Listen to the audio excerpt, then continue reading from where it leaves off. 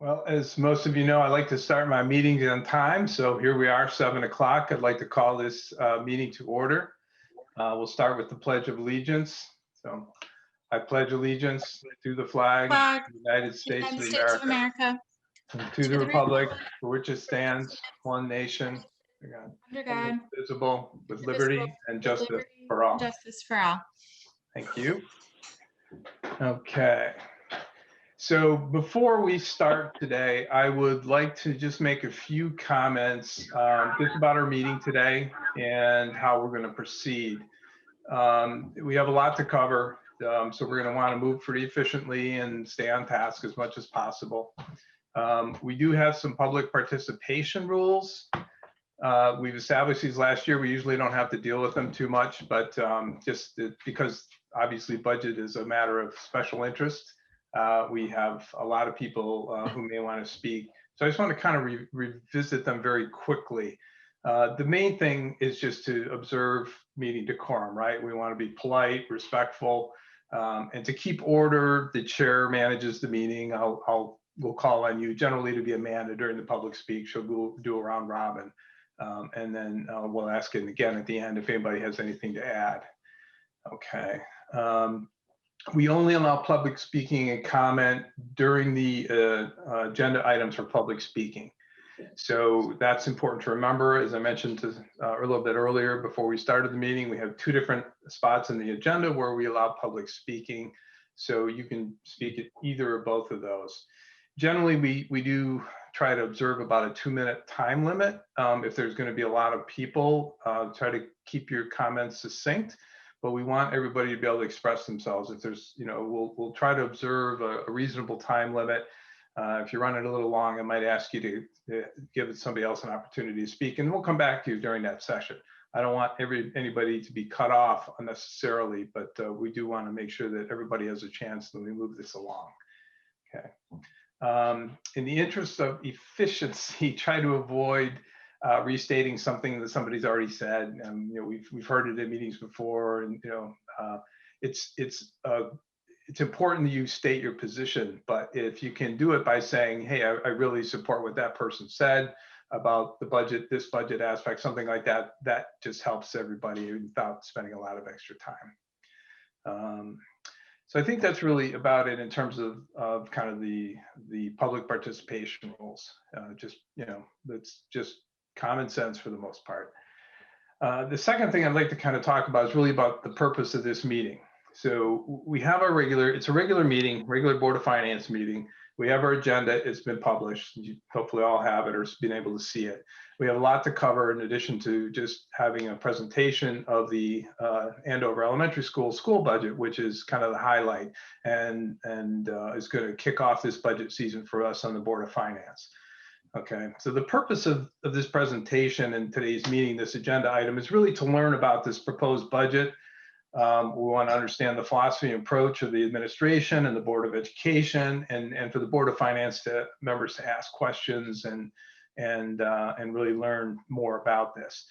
Nothing is going to be decided here tonight. This is mainly fact finding at this time. So just want to make sure that everybody's clear on that. We just want to treat that as such. We'll keep an open mind on how we're going to approach this. And again, we're early in this process.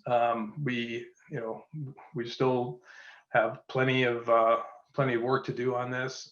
So we may well have to come back for more information, more clarification, some suggestions, whatever. So just wanted to make that point that we got a long way to go, and this is just the start. Okay. So that being said, I'd like to go ahead and open the meeting to public speak, agenda item number 2. Amanda, do you want to go around? Yeah, totally. So we are going to go one by one, and we will kick it off with Celeste Willard. And as you are called on to speak, just unmute yourself and then remute yourself after. Thank you. Thanks, Amanda. Thank you, Board of Finance, and thank you, everybody, for joining. My name is Celeste Willard, and I am the Andover Elementary School Parent-Teacher Association co-president. And I'm here tonight to fully support, on behalf of the PTA and families in the community, I would like to offer our full support of the proposed budget from our superintendent, Ms. Bruno. As you know, the elementary school has not saw a budget increase in the last 6 years. And in doing so, the school is functioning in a bare bones capacity, specifically in staff and in other resources. We recognize that the enrollment may not be increasing, but costs for providing a quality education are. If we have learned nothing else during this past year, we have seen how critical a well-functioning school system is for our children, for our families, and for our communities. We applaud our school community for working very hard to determine a responsible budget that is fit to properly operate a quality school for our community. The following families echo this statement, and those families are, if I may, the Blake family, the Rickert family, the Marino family, the Foreign family, the Wilson family, the Kelquist family, the Soloway family, the Warner family, the Gold family, the Godwin family, the Allard family, the Glowacki family, the Lewis family, the Chalfant family, the Martell family, the Clate family, the Morse family, the Klazewski family, the Patrice family, the McCarthy family, the Landry family, and last but not least, the Willard family. Thank you. All right. Thank you, Celeste. Thank you, Celeste. And also, as we go on, I want to point out something that's a little different with doing Zoom is that you don't have the opportunity to physically hand in your public speak if you so choose. So if you'd like, I just wanted to offer for anyone to submit it via email to me during the meeting. My email is adminassistant@Andover CT, and I will also write it in the chat.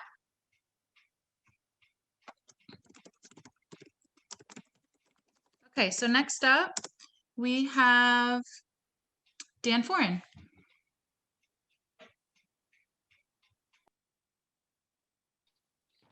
Hello, everyone. Dan Foran, 68 Stanley Drive. Thank you, Board of Finance. So as a member of the Andover community, I'm proud to support the budget that the Board of Education has put forth. As a Board of Education member, I was more than happy to vote in a favor and move this budget forward. More importantly, as a taxpayer and a parent, I fully support this budget. This was a difficult budget to work on, taking consideration of the financial impact the pandemic has put on our taxpayers and the effect that the pandemic has on our educational system. A lot of work was done behind the scenes about the added expenses of what could be cut and what was unnecessary to properly educate our children. I think what is important to realize is that we listen to the experts. As in everything, you have to look at facts and trends, studies, and opinions of the experts. Superintendent Bruno, Principal Brighty, and our educators are those experts. They know what is required to properly educate our children and operate a school. This is a budget that is fiscally responsible, but more importantly, puts our children's education and future at the forefront. In a normal non-pandemic year, we have always invested in our children's education and have always done what's right for Andover Elementary School. This shows in our test scores from years past. Andover is one of the highest performing schools in the state. Now we are in our second year of a pandemic. Last year, our children's school was cut short by almost half a year. The administration at that time scrambled like other school districts to come up with distance learning. They did their best they could with what they had during an unprecedented time. It was a struggle for all, from the administration to teachers, parents, and status of all our children. Children continue to struggle academically and emotionally. Thankfully, Andover Elementary School has done a great job at getting our kids back to school in person safely from day one of this academic year. Thankfully, we have a superintendent who specializes in special education, so she recognizes how these learning gaps can affect our children in the future. This brings me to one of the controversial issues, which, in my opinion, should not be controversial: kindergarten class size. Kindergarten and third grade are very important years in early childhood education. There's a very high possibility that some of these children coming into kindergarten are behind and or have not had any pre-kindergarten education. The pandemic has set children back socially and academically. It's important to get these children caught up and recognize any learning disabilities. It is important to recognize these needs early so that it does not cost us more in the future. This brings me to another point of investment. I know there's a concern in town about the failure to invest in infrastructure from years past. Now that has caught up with us. We have crumbling bridges, roads, and other infrastructure. Though it is more costly now to play catch up, at least we have the ability to repair these things. Like infrastructure, when it comes to education, a failure to invest early on results in a failure later. However, unlike infrastructure, education cannot be replaced down the road when it fails. These early years are our building blocks to our children's future and the future of our town, our country, and our world. As a taxpayer and a father of four, I hope the Board of Finance supports the Board of Education's budget. Thank you for your time. Okay. Thanks, Dan. For those of you that don't know, Dan's also on the Board of Education. We appreciate your input. So, okay. Thanks, Dan. Chris Bernard? Good evening. Chris Bernard, address is 58 Merritt Valley Road, and I am speaking as a member of the Board of Education. I support the proposed AES budget, not only because of the hard work of the school administration and my fellow Board of Education members, but because it is a prudent course of action. For a bit of background on myself, I hold a Doctor of Education degree in educational leadership. My dissertation was on how ideology and pedagogy impact the adoption of technology in the classroom. While my dissertation was centered on technology use, it was, of course, important to understand the historical past and significance of pedagogy, something that we have all experienced. As we discuss the proposed Board of Education budget, one item I would like everyone to keep in mind is the ever-changing role of education in society. Many of us were educated for a very different world than what we live in now. As part of the Industrial Revolution in the 18th and 19th centuries, many of us were educated in some very formalized and standardized ways that continue to this day, with the primary goal of the education system to be creating a standardized worker for factories and labor. This standardized approach to education led to larger class sizes and more efficiencies. But as it targeted the average student, it often failed to serve the vast majority of students in the best way possible. Those students who did not fit the mold simply never reached their potential. This, of course, includes students both above and below the average. As our nation has changed from an industrial economy to a service and knowledge-based economy, so must our education. To do so means we must change how we teach and interact with students, moving from the sage on the stage to the guide on the side, especially in the more formative years of schooling. This means increased interaction with students, leading to smaller class sizes. We have seen firsthand the impact of not investing in our future. We hear regularly about the ever-increasing costs to repair roads and infrastructure that have not been maintained over the years. Roads and buildings can be repaired. Our children cannot. Same as Dan said. By the way, we did not coordinate that at all. I understand the concern and recognize the challenge of trying to meet the needs of all members of our community and a daunting task before the Board of Finance, Board of Selectmen, and the community as a whole, and look forward to working together and meeting the needs of all. Thanks. Thank you. Chris? Thanks, Chris. Next, we have Ann Creme and Jerry Creme. I'd like to thank you for having us share our feelings and our ideas. I gave a lot of thought to what I was going to say. I concur with the people from the Board of Ed who have already spoken, but I wrote this from a different perspective. I live at 8 Woodfern Way, and this evening I'm speaking as a senior citizen resident of this town, and not just as a Board of Ed member. My wife Ann and I bought our building lot in 2004, built our home in 2005, and we moved in. We had never heard of Andover, and most people we spoke with had never heard of Andover either. Generally speaking, people still have never heard of Andover. We love that about this town. Rural nature, uncrowded, no traffic. It's a great place to live. We love it here. It all comes with a price. That's become a problem I will address. We had planned to retire, grow old, and stay in this town. There are times I wonder if we will be able to afford it. Ever since we have lived here, there has been an annual problem, argument, discussion, whatever you want to call it. It is the budget. I would like to call it an opportunity. Our town has needs that must be funded in order to operate and function. Roads, bridges, fire equipment, public works vehicles, resident state trooper, all employees who work for the town, and the list goes on. We also have an exceptional and top-performing elementary school that must be funded as well if we are to educate the youngest of our residents and prepare them for our future.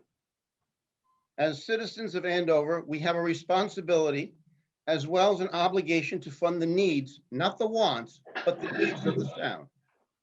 We cannot continue to kick the can down the street and not fund the things that need to be funded. I've lived in Wethersfield, Newington, and West Hartford. I owned a business in West Hartford for 18 years and worked as a teacher in South Windsor for 17 years. I've never experienced the arguments and disagreements over budget that I've seen in Andover year after year. No one anywhere wants to pay higher taxes. As a senior citizen on a fixed income, paying more becomes more difficult for us.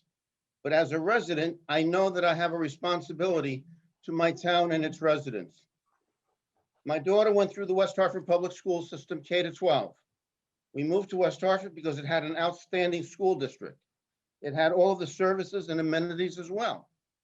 Catherine received the top-rated education that has served her well as an adult. I'm thankful to the residents of West Hartford who paid taxes to support her education and all the amenities that the town had to offer. Whenever there was a school budget referendum, residents, including my family, always voted yes to support the school district. I taught in South Windsor for 17 years. We had an awesome school district that was always at the forefront in terms of curriculum, teaching, and learning. As a teacher in South Windsor, we were given all that we needed to provide the best possible education for our students. The residents of South Windsor voted in favor of a remodeled high school and middle school. They are finishing up the building of 4 new elementary schools. People in South Windsor placed a premium value on education. In Andover, we do not have tennis courts, golf courses, swimming pools, ice skating rinks, trash collection, parks, the list goes on. One of the greatest value that we do have in Andover is our school, Andover Elementary School. When one teacher from South Windsor heard that we were moving to Andover, her first words were, "Andover has a school to die for. It is the crown jewel of our rural town." How do all of these other towns do all of this and keep their taxes reasonable? In order to have enough revenue, you have to be able to pay for education and all the other needs of the town. You really have only 2 choices. 1, raise taxes on the residents. 2, encourage commercial development and growth of business and industry. West Hartford and South Windsor have made an art form of commercial development. Why can't Andover at least try to compete? We have all of Route 6, but all the commercial development is down on Route 44 as it bypasses us. It is obvious, but not easy. We're going to have to actively pursue commercial development in Andover. We can't keep up with our town needs and our Andover Elementary School needs by just raising mill rates. We can't keep putting off that which needs to be done. We have to support our town and our school. Costs will continue to rise. As taxpayers, we have to take care of our small town and our Andover Elementary School. How are we going to continue to fund our future needs? It's my hope that commercial development is at the top of our list to increase revenue. You can't keep putting all of the responsibility on the residents and taxpayers of Andover. Until we bring business and industry to Andover, our residents will have the sole responsibility of funding our town and school budgets. My sincere thank you to the Board of Finance, Board of Selectmen, and Board of Education for all of your hard work and contribution to the town of Andover. Thank you for being good stewards of our revenue and resources.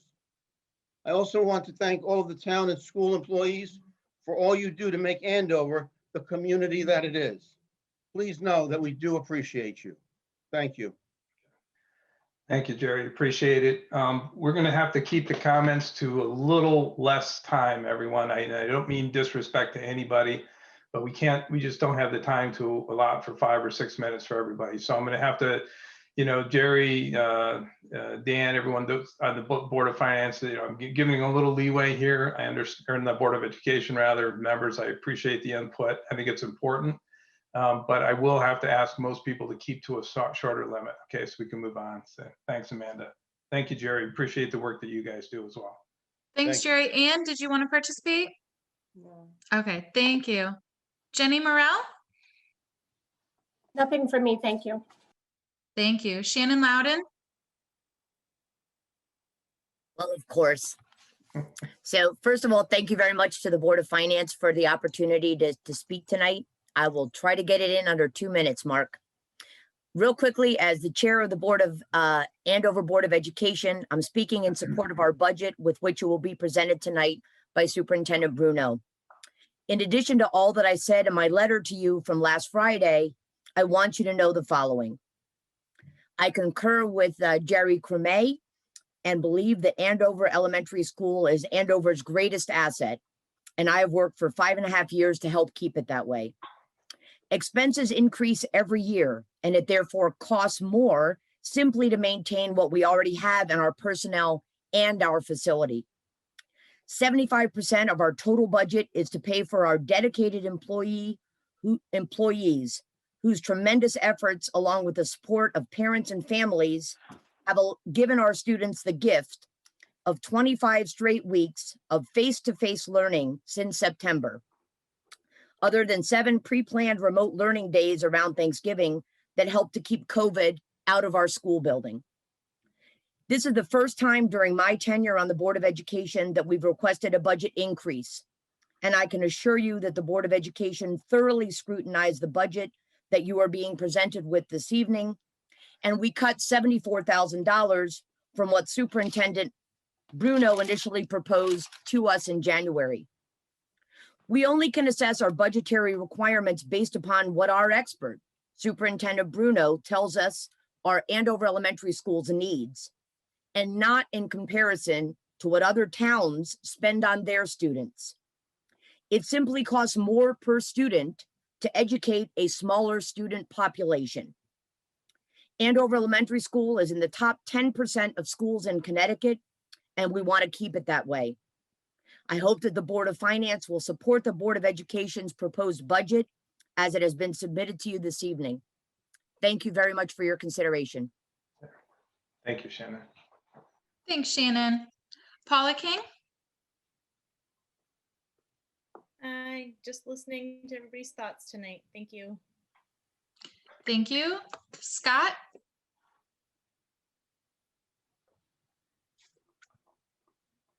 Scott, you have a purple screen there. Would you like to participate in public speak?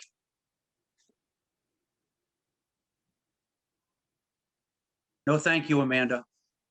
Oh, Scott Person, thank you.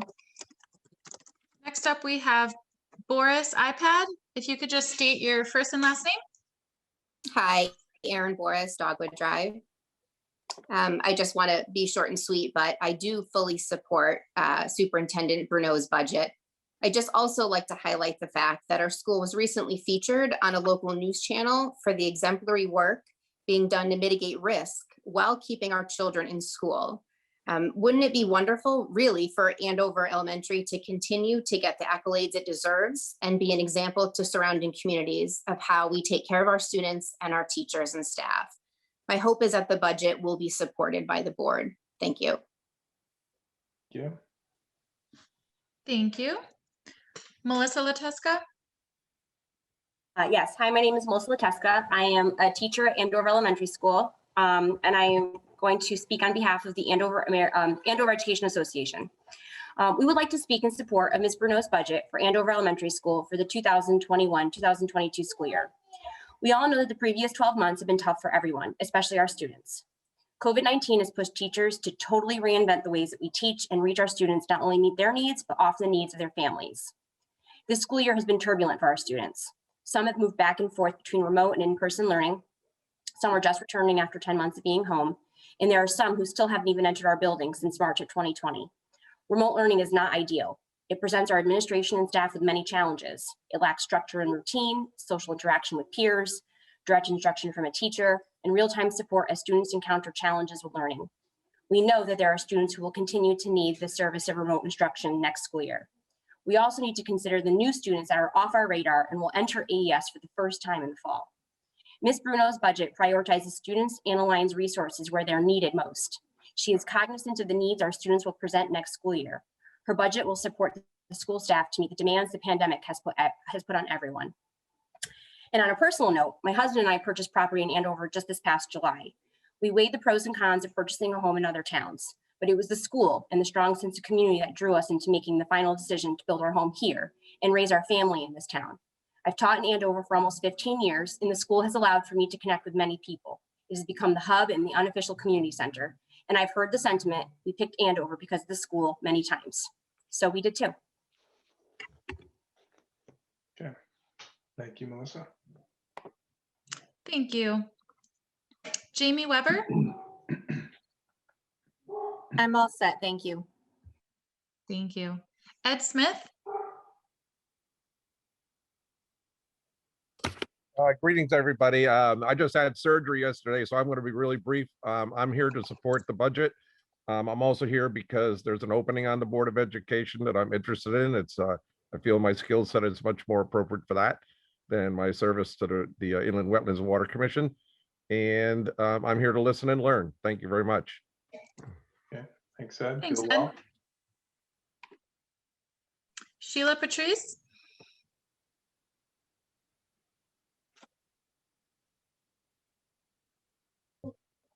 Hi, Sheila Patriz, 327 Lake Road. I just support, what Celeste said. She had our name in that list, so we're good there. Thank you. Carrie, if you could state your first and last name. Carrie Gilbert, and I'm all set. Thank you. Thank you. Jeff Murray.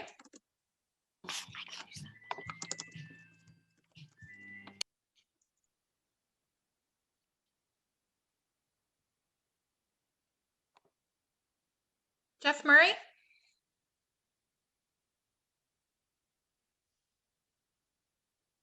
Oh, there you are. I'm all set, thank you.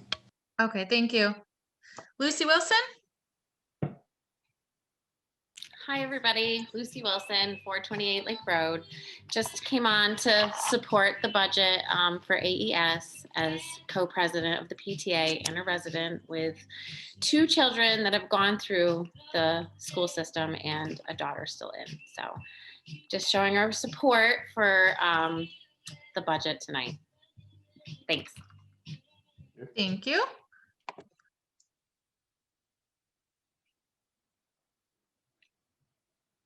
Okay, Katie Marino. We're just here in support of the budget as well.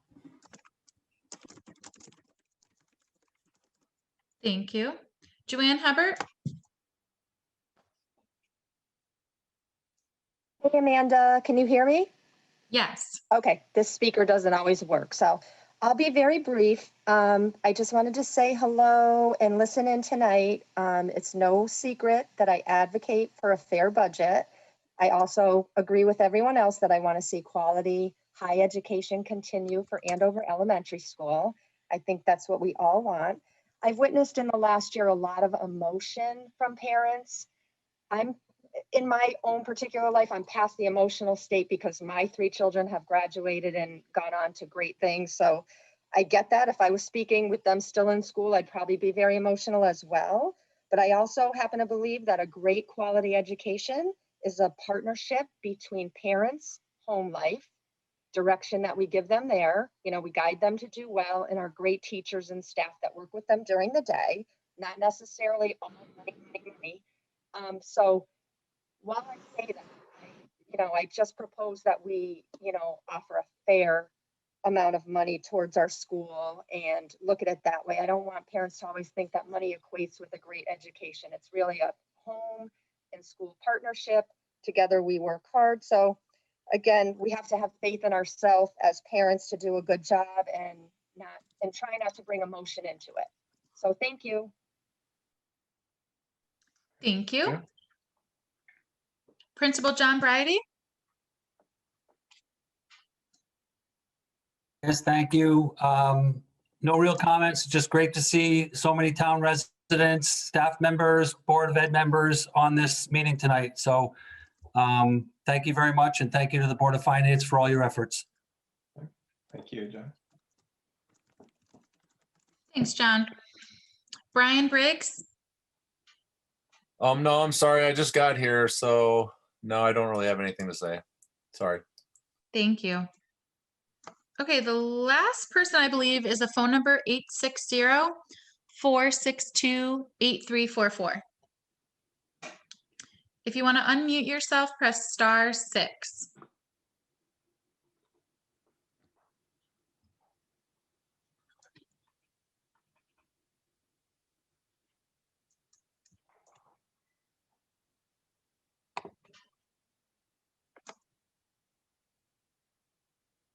And it looks like we have everyone else covered.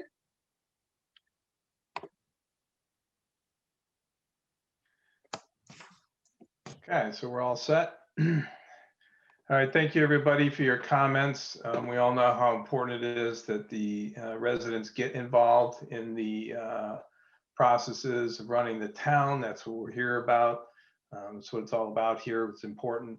We appreciate the effort, and also thank you for your support. As you know, this is a difficult task for all of us. So, moving on to agenda item number 3 is additions and deletions of the agenda item. Does anybody on the board have any proposed additions or deletions to the agenda? Hello? Yep. We've moved on. If you could hold up. We're moved on from the public speak portion. Okay. But you are on, you're listening, so. And there'll be another opportunity. Yeah, there will be another opportunity at the end of the meeting, so. Okay, hearing no additions or deletions of the agenda items, we'll move on to item number 4, which is the town administrator's report. We have most of this in our packet. Eric, do you want to go ahead and guide us through this? Sure. So let me just share my screen here real quick. Presuming I get the right one. Haven't done this enough, Eric? No, I'm tired. Can't imagine why. Okay, you should see a highlight showing my administrator's report. I'm not going to go over everything. I'm going to go over just the highlights since this is a long meeting. As you all know, COVID is still an issue in the town of Andover. We're well below our peak. We peaked at somewhere around 80, infections or cases per day per 100,000 for a 14-day rolling average. At the moment, we're down between 20 and 30, so that's pretty good. but we're certainly not out of the woods yet. I want to talk a little bit about the legal settlement. The Board of Selectmen agreed to a legal settlement with Donna Duiker, who was the old tax collector in the town. She had sued the town over sexual harassment by one of the previous town employees / Board of Selectmen / Board of Education members. So we've agreed to our settlement. It will be paid by our insurance company, Kerma. Should actually have fairly minimal effect on the cost basis for the town, because overall we've been running a pretty low, overall we've been a good risk as a town. So, we can deal with one fairly large settlement. I also want to point out that the governor released his proposed 2-year budget. If you look at the effect on the town of Andover, that's basically level funded the town of Andover compared to last year. The only thing that really changed is his budget projects about $29,000 in additional coronavirus relief funding, but that's directed to the school, not the town. Building department, we're upping the fee schedule fairly dramatically. So that should increase our revenues annually somewhere around $20,000, just so you know. We lost our resident state trooper, Daryl. Daryl was reassigned to the town of Hebron. We have a resident state trooper that's covering Andover. His name is Chris Ferrara. So he's available. If you need to get a hold of him, you certainly can. We don't know when we're going to get a full-time resident state trooper, and that obviously has a pretty good impact on our budget, because depending on how senior an officer that gets assigned to us, it'll make a fairly dramatic difference in what our cost basis is for them. As you know, we were without a burning official for a while. We did appoint Scott Yeomans, or I appointed Scott Yeomans as the burning official for the town. The basic plan is we're going to charge people for burning permits. It's going to be $30, and basically every dime the town brings in, we're going to pay to Scott, because he's going to be the one administrating it and dealing with it. So the goal is to make it cost neutral to the town. We used to make the public works director do it, but that chews up a bunch of his time, so it wasn't worth it. As you know, last month you all approved the purchase of the sweeper. We went ahead and bought a used Pelican sweeper because we frankly just couldn't afford to buy a new one. So we bought a 10-year-old unit. It's in reasonably good shape considering the number of hours that we put on it as a town. We should be able to deal with a used machine. I also included a bunch of information in your packet about the replacement of one of the town small pickup trucks, medium-sized pickup trucks. We blew an engine on one of the public works pickup trucks, and there's a proposal later in the packet on replacing that and how we could pull off doing that by raiding a couple of other funds. So I'm not going to go through the rest of that. And the other big budget we run into in the winter is the snowplow budget. We're doing reasonably well on that. We've expended, right around $45,000 in salt. We were fortunate in that last year wasn't a bad year. So we started the year with a stockpile somewhere around $25,000 worth of salt in the shed. So even though we're probably going to spend the whole $60,000 or maybe a little bit more, or go through $60,000 plus worth of salt, we can do it without actually exceeding the budget this year, because last year was not a heavy use year. In terms of overtime, it looks like we're somewhere around 15,000 expended in overtime. So barring a really snowy March, we should be okay for the year for the snow budget. And I also had a long meeting with CME Engineering. We're still trying to do the closeout for the Times Farm Bridge, which has been hanging over our heads for the last 3 years. We finally got an agreement between our engineering team and the contractor as to what the final bill is, which is somewhere around $21,000. But of that, we will get back about 80% from the state. So we're still, we're not going to be out all that much money for that. We will still have some expenses to settle our final bills with the engineering firm also. But we're overall in good shape, and it's actually moving forward. So I'm happy with that. And still working on paperwork for the STEEP grant for road work. We got the STEEP grant, but there's an awful lot of hoops to jump over before they give us any money. We're still held up on the connectivity grant because the state DOT won't release, basically they won't release a letter saying we can start, because the other DOT project that's going on at the same time is running 8 months behind. So the state's kind of screwing us on getting that done. And revaluation, we finished all the data collection for reval, so that's going pretty well. And the grand list, was up about 2% this year. So that also was pretty good. And Mark, you should have gotten, I think I sent you the letter, the official grand list notification letter. Yeah, I think so. And that's it for me, unless you have questions for me. Anybody have any questions for Eric?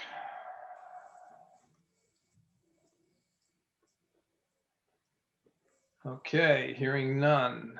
Finance Department report. Are you giving this one, Eric? Yeah, I guess so, because we don't have a budget director yet. So I guess I'll give that one also. Next meeting. So I'm just going to go through the highlights of the budget summary. There's a few things I want to talk about. So the first thing is the legal line item that we have.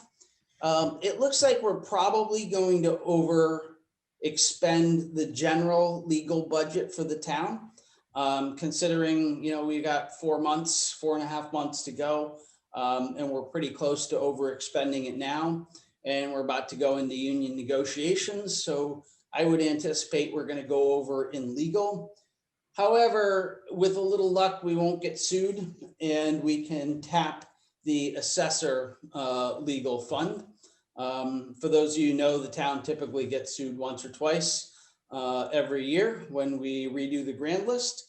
Next year, which is a reval list, you can expect we'll get sued multiple times and have to run up some significant money in legal budget. But with a little luck, we won't this year.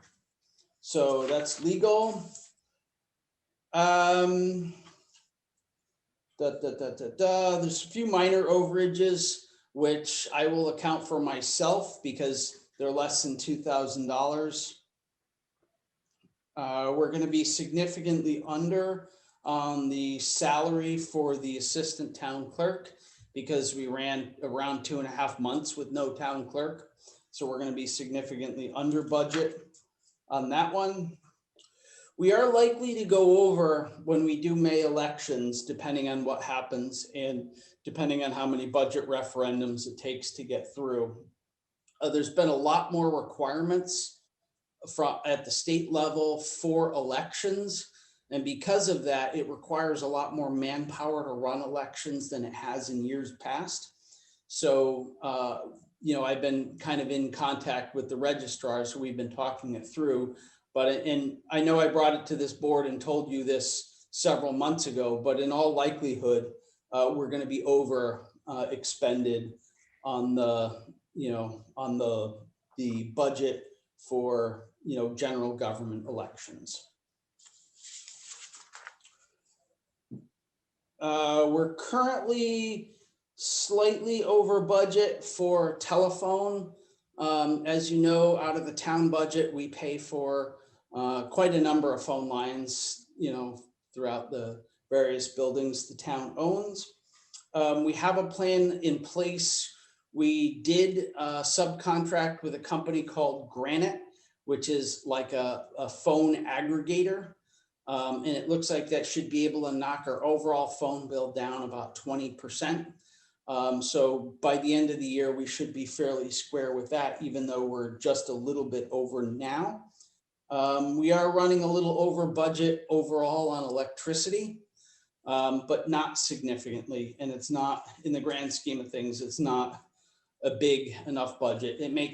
We may be over 1,000 or 2 by the end of the year. So nothing really huge. We've been running considerably under on health insurance, on what we had budgeted for health insurance for this year. And that's in large part because we've had some significant gaps. It takes a long time after somebody leaves to actually hire their replacements. So that's been part of it. And last year, as we knew we had a bunch of employees turning over, we made some fairly conservative estimates and what healthcare costs were going to be, because if you're hiring somebody, you don't know whether they're single or married or with kids or whatnot. So overall, we ended up under on that. So we should be in good shape overall. As you know, that's one of our biggest line items. We're also, essentially, we haven't spent any money on senior programming just because with COVID right now, we don't really have the option to run trips or do anything. So I would anticipate we're gonna, basically spend about 0 on that this year. We're a little over on mobile phones. We ended up changing contract plans in part because both the public works supervisor and myself need more mobile data because we both use them to, we both function remotely pretty regularly running off a mobile data plan. We're over in signs in public works. Part of it was the new crosswalk and new stop sign cost us basically a total of 5, actually 6 extra signs. So we've already exceeded that budget, and we're also replacing the sign, the large sign to the transfer station. So we should, I think by the end of the year, we're going to be about $1,000 over expended on that. What else? We're doing fine on fuel right now. As you know, for a long period of time, it was pretty warm. We've gone through a big cold spell, but we're still under average on heating degree days. And therefore, our overall fuel consumption has been a little low compared to the average year. We talked about the brush pile a while back, and that's basically, those are the big things in terms of the town budget and where we are in terms of budgeting. So at this point, I don't have any requests for over expenditure for you. So there's nothing that's kind of bumped up in that threshold that you need to deal with. We included the town budget summaries as well as the revenue summaries. If any of you have any questions for that, I'll answer what I can, but probably I would defer to our tax collector on that, or our finance person. Anybody have any questions on that? And the other thing that we normally look at include is the town aid road fund. That balance is actually, we haven't made the journal entry yet to add the latest amount that's put into the town aid road fund. So that number should be increased by roughly $93,000. But then we also paid for the road evaluation package, street scan. So that's about $6,000. So that's really, that's why that's unfortunately not up to date. That just requires the finance office to do the correct journal entries. So we don't need any budget transfers at this point. And I don't really have any over expenditure requests for you at this point. So that pretty much takes care of the treasurer's report, unless you have specific questions of me. Anything specific for Eric? You answered a couple of questions already, just in your presentation. Going once, going twice. Okay, we'll move on, I think, to item number 6, budget transfers. Eric has already said you have no budget transfer, supplemental appropriations, or over expenditure requests, correct? Correct. Okay. Move on to item 7. 7 is old business. 7A is the COVID-19 update. Eric, you already covered that in your town report. Anything more to add? I don't, but we left that in case members have questions. Anybody have any questions for Eric? Okay. Item 7B is the finance director position. So we've made some progress on there. You want to kind of update us, Eric, on where we are? Yep. So at this point, we have hired somebody named Sherry Holmes to be the finance director for the town. Actually, the Board of Ed signed a contract with her a week and a half ago or so. So I believe we're anticipating her start date to be March 8th and looking forward. Shannon's shaking her head. Do you know something, Shannon, that we don't know? 10th? Okay, March 10th. Hold on, I thought it was March 15th, Valerie.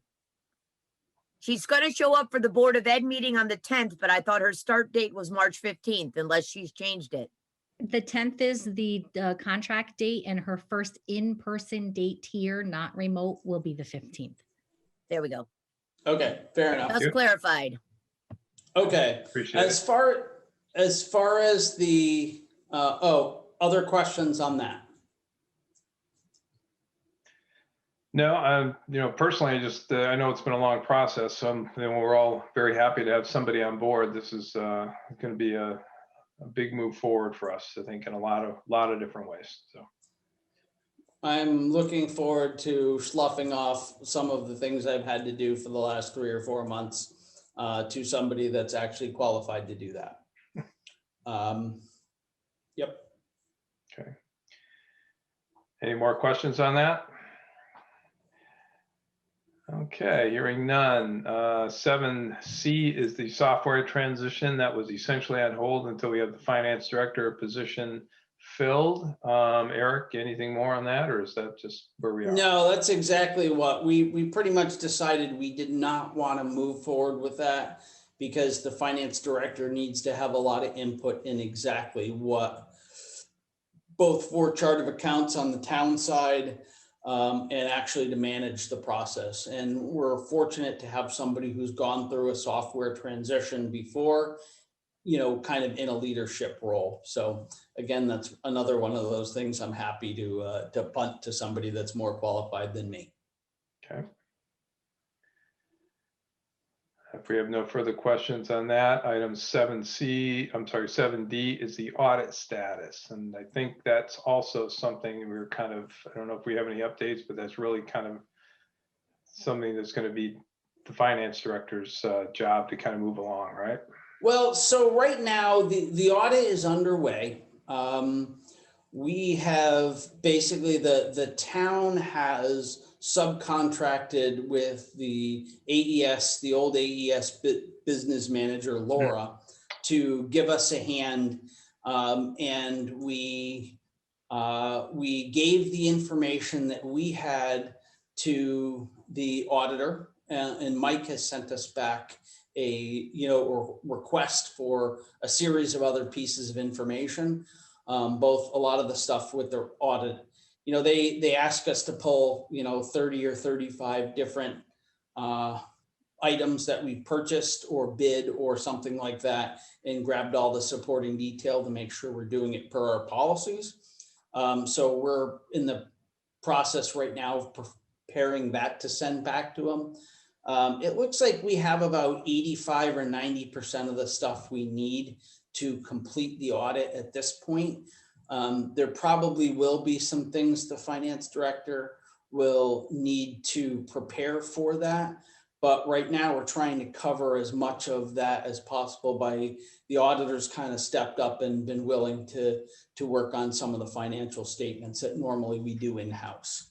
So with a little luck in the next, 6 weeks or so, we'll have a completed audit.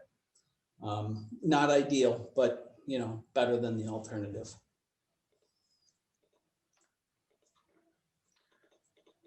Okay, very good. Any other questions for Eric before we move on to new business? Okay, let's move on to new business, the moment you've all been waiting for. Okay. Obviously, we're gonna have our presentation. Item 8A is the presentation of 2021-2022 Andover Elementary School proposed budget. Superintendent Valerie Bruneau is going to be making the presentation. I want to thank you all for coming out tonight and helping us along here. And again, congratulations on keeping the students in school. I know that's a tough thing to do over the last 8 months. It's been last year, really. It's been a tough one. So congratulations on that. So I'll turn it over to you, Valerie. Thanks. So it has been a tough go of things. And I know that Joanne Hebert said, we really don't want to get too emotional when we do things. Before I begin, though, I do want just 1 minute of emotion, because we are 32 adults that are on these screens right now. And all I want you to do is think about the last 12 months. And if there was even one time in the last 12 months that you felt overwhelmed by the pandemic and wanted someone to call and wanted someone to talk to. School's been open now since the start of the school year, and these kids are still going through this. And so this budget is very different because as the superintendent, yes, I have to look at finances, but I have to also look and make sure that those needs of our kids are going to be met in this upcoming school year. So that's very important. And I'm sure every one of us, all 32 of us, could say, yep, there was that one day I just cried for no reason. So I want everyone to keep that one emotion in mind when we consider what we potentially need going forward. So with that, I'm going to see if I can share my screen here. And is she all set to do that? I think so. Okay. There you go. Okay, can everybody see this? Yeah. Yes? Showing Hands up. up. I can't really see any of you guys now. Yep, so. it's fine. Thank you so much. So yes, this is the 2021-22 budget for the upcoming school year. I'm going to actually close out my corner here so that I can't see anybody, because otherwise I can't see the whole screen.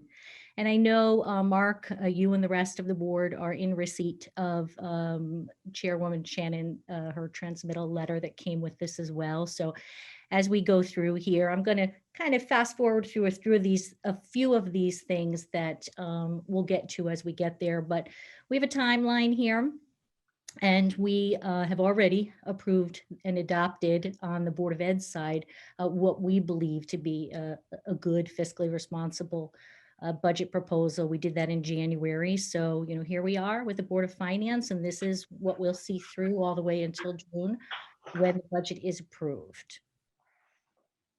I included the mission and the vision because I want people to see the mission statement and the vision statement of the school and the board, because we're looking to make sure that we have a strong curriculum that's challenging and creative for all in a safe environment. And those words take on a new meaning this year when we talk about safe environment amidst COVID. We want to make sure we nurture the kids. We want to make sure that they have values of responsibility, respectfulness, and a desire of learning. We look at the vision statement.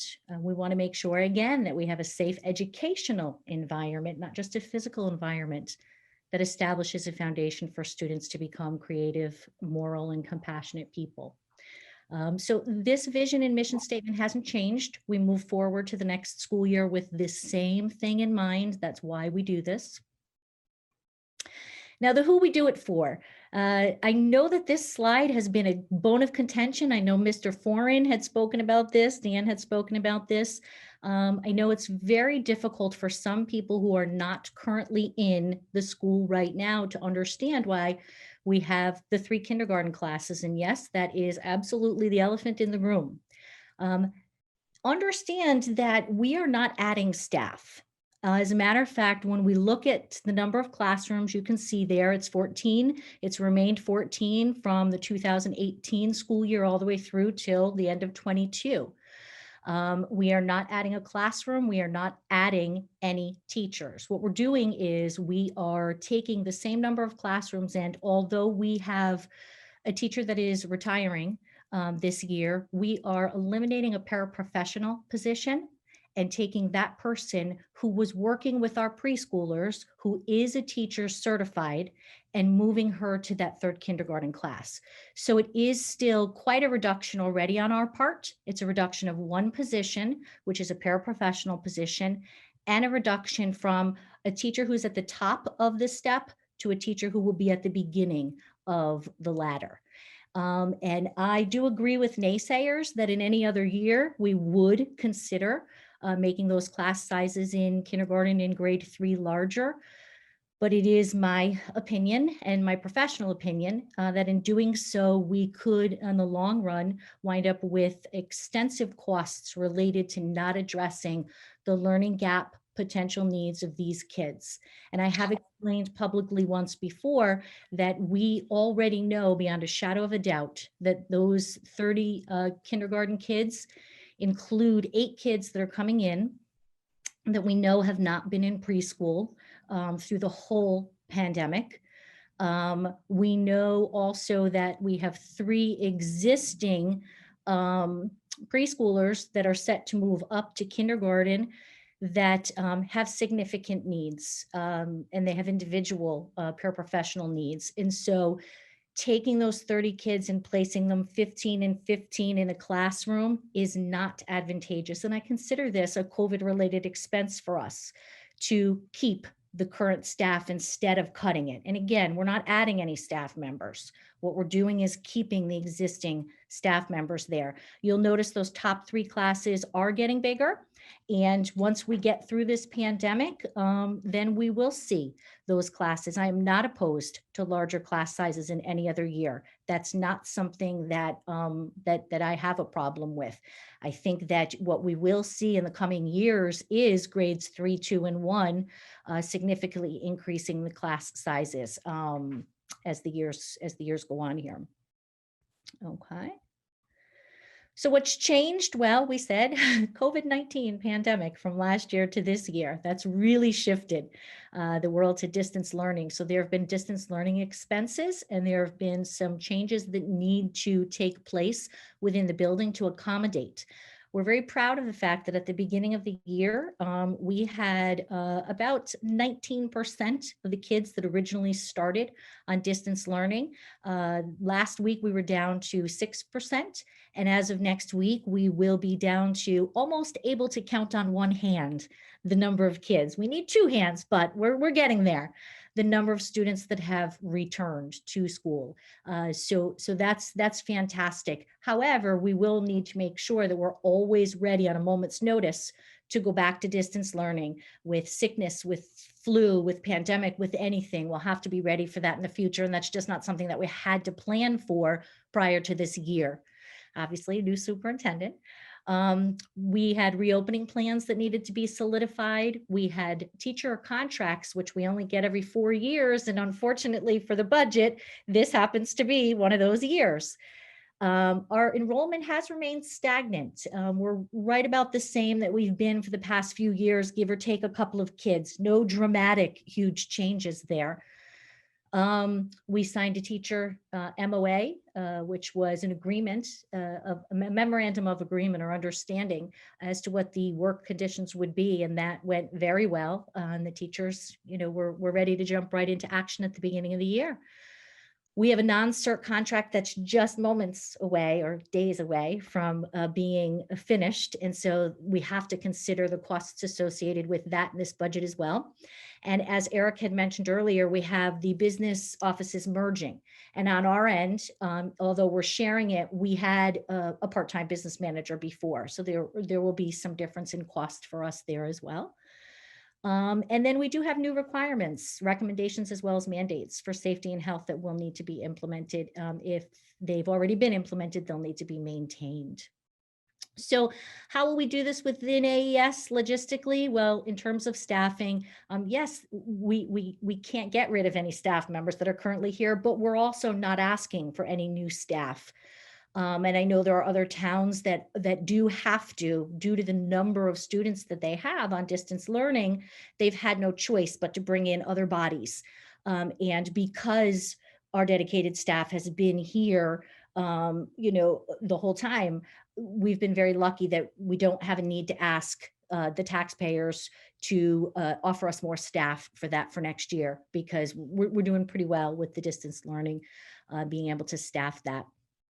So we'll have the same number of classrooms next year. Again, we're not adding any more.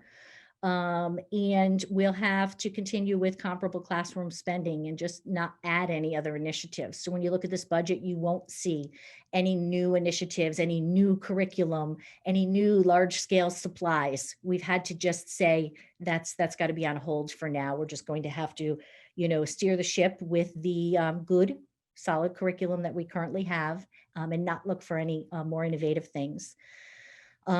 We did speak with the teachers union and say, okay, it's budget season. What do you guys need next year? And they said, we just need to make sure that we maintain a level of professional development so that we can continue to be ready at all times for distance learning. And we can go with the times and make sure that we're switching over from all of the consumables that we might use to integrating some more technology. And I know a lot of people think, well, if you have a computer, there's no costs associated with technology, which there are, because there's licenses to be able to use certain tech.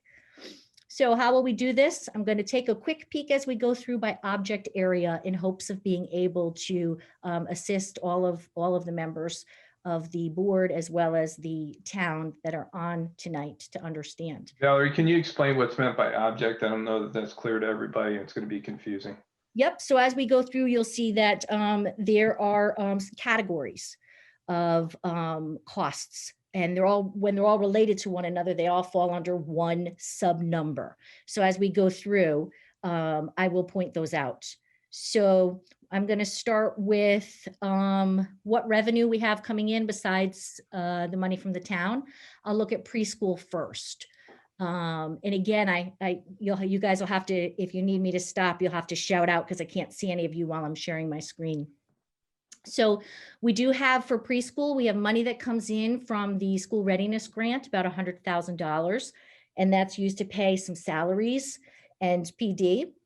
We have money that comes in from Smart Start grant, and that goes toward our second paraprofessional salary there, and other grant requirements. I know at one point there was some question about some of the things that we do provide in the program.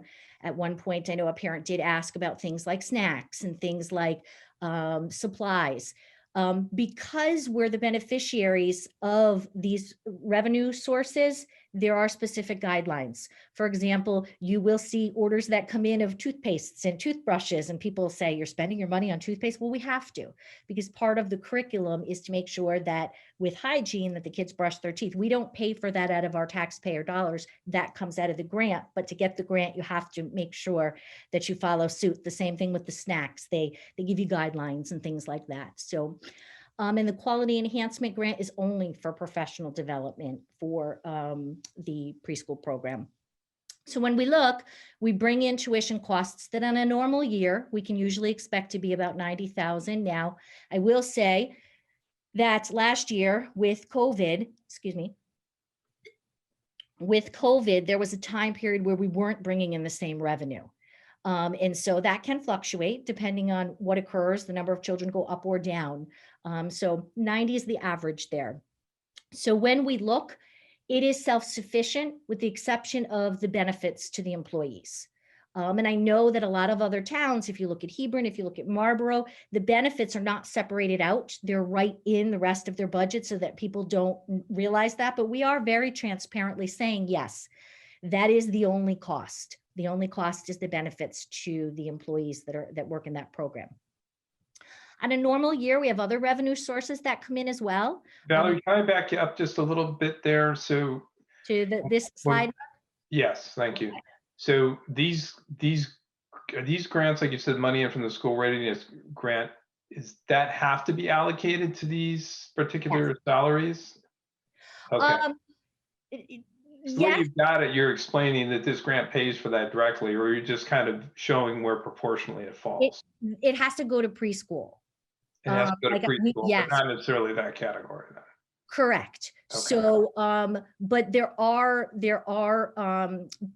earmarks for each of these grants. And so that's why we do have the liaison. We have our early childhood liaison that helps to prepare these grants. She does this for a number of towns to make sure that we're within those guidelines, Mark, so that we don't lose that money. So they, just like with COVID relief money, when it came in, it said, you must use it on this, this, and this. And yes, school readiness grant has the guidelines of which it says the paraprofessional, their professional development goes with that grant requirement. So absolutely.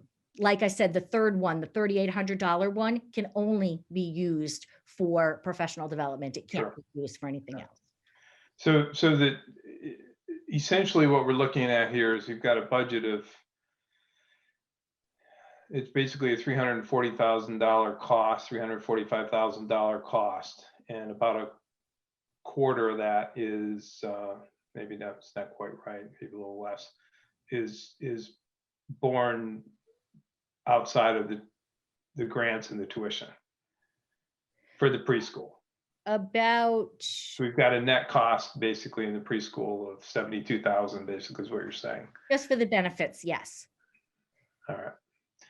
Yes. So Mark, let's pretend, hypothetically speaking, that all of our 4 employees that worked in preschool said, we don't need benefits. Our husbands or spouses or significant others had benefits. There wouldn't be a cost. There's only a cost because we provide medical benefits to the employees. Got it. Got it? Hey, Mark, are we allowed to ask questions during the presentation, or do we wait till after?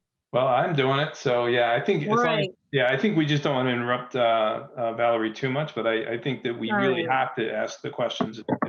I do have a question, Valerie. Sure. Are there out of town students that go to the pre-K program?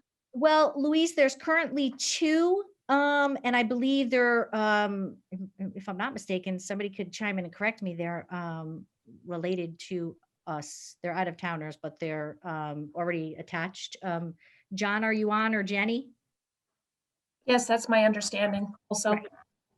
So other than that, Louise, I think the tough part for us, and I have to tell you, when I was doing this budget, the very first thing that I did in the fall was to actually sit down with our then business manager and say, you know, because we had 3 classrooms this year, I said, sit with me and talk about the costs of 2 classrooms versus 3 classrooms. What if we were to get a large number of out-of-town kids? Would this make us more money, or does this hurt us? And it actually hurts us in the long run because of the amount of revenue. If we keep adding classrooms, the revenue doesn't go up to the same capacity that it does right now, the outside revenue, number one. And number two, Hebron has their own preschool, Marlboro has their own preschool, and there's a preschool at Ram. So there's competition, I guess you could say. There wouldn't be a reason for people out of town to necessarily come here if they don't live here, work here, or have their children in school here. So, yeah. Do we receive any additional funds for those other 2? Valerie, I just want to comment. This is Shannon, Louise. All right, the chair is going to recognize Shannon. Please raise your hand, guys. Let us know. Go ahead. Thank you, Mark. Just real quickly, and I know Valerie knows this, but I'll let her take a drink. One of the reasons that we have admitted out of town children to our preschool program is to qualify for the Smart Start grant. So in order to qualify for the Smart Start grant, they have to be at an income level that allows us to qualify for that grant. So in allowing out-of-towners to come in, we have typically allowed that. And again, there are only 2 students that we're now providing for, but those 2 students allow us to have the $65,000 Smart Start grant. Is that because the average? No, you have to have a certain number of attendees that meet that benchmark of need. And Yes. so if they don't meet that benchmark of need, and we don't have that slot filled by a student who meets that need, then your eligibility requirements are not met. Okay. Okay. Thank you. You're welcome.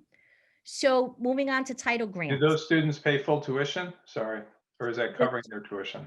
The students that meet, there's a number of different thresholds. So there's certain slots that are slated for the very, very reduced or special education students that don't pay. Then there are a certain number of slots here currently where the students, Mark, if you'd like, I can actually send you the whole printout that has the number of kids that fall into each category and who pays what and how many students need to fit into each category for us to meet the eligibility requirements. I'm okay without it as long as there aren't any board members that really want that. I just want to understand a little bit of how this is financed. I mean, we're basically, again, the $73,000 cost to the town. I'm just thinking out loud, is there a way that the preschool can be self-financing? How does the tuition work? There's obviously a fair amount of money coming in for tuition. So I'm just kind of curious as to how all of this works together.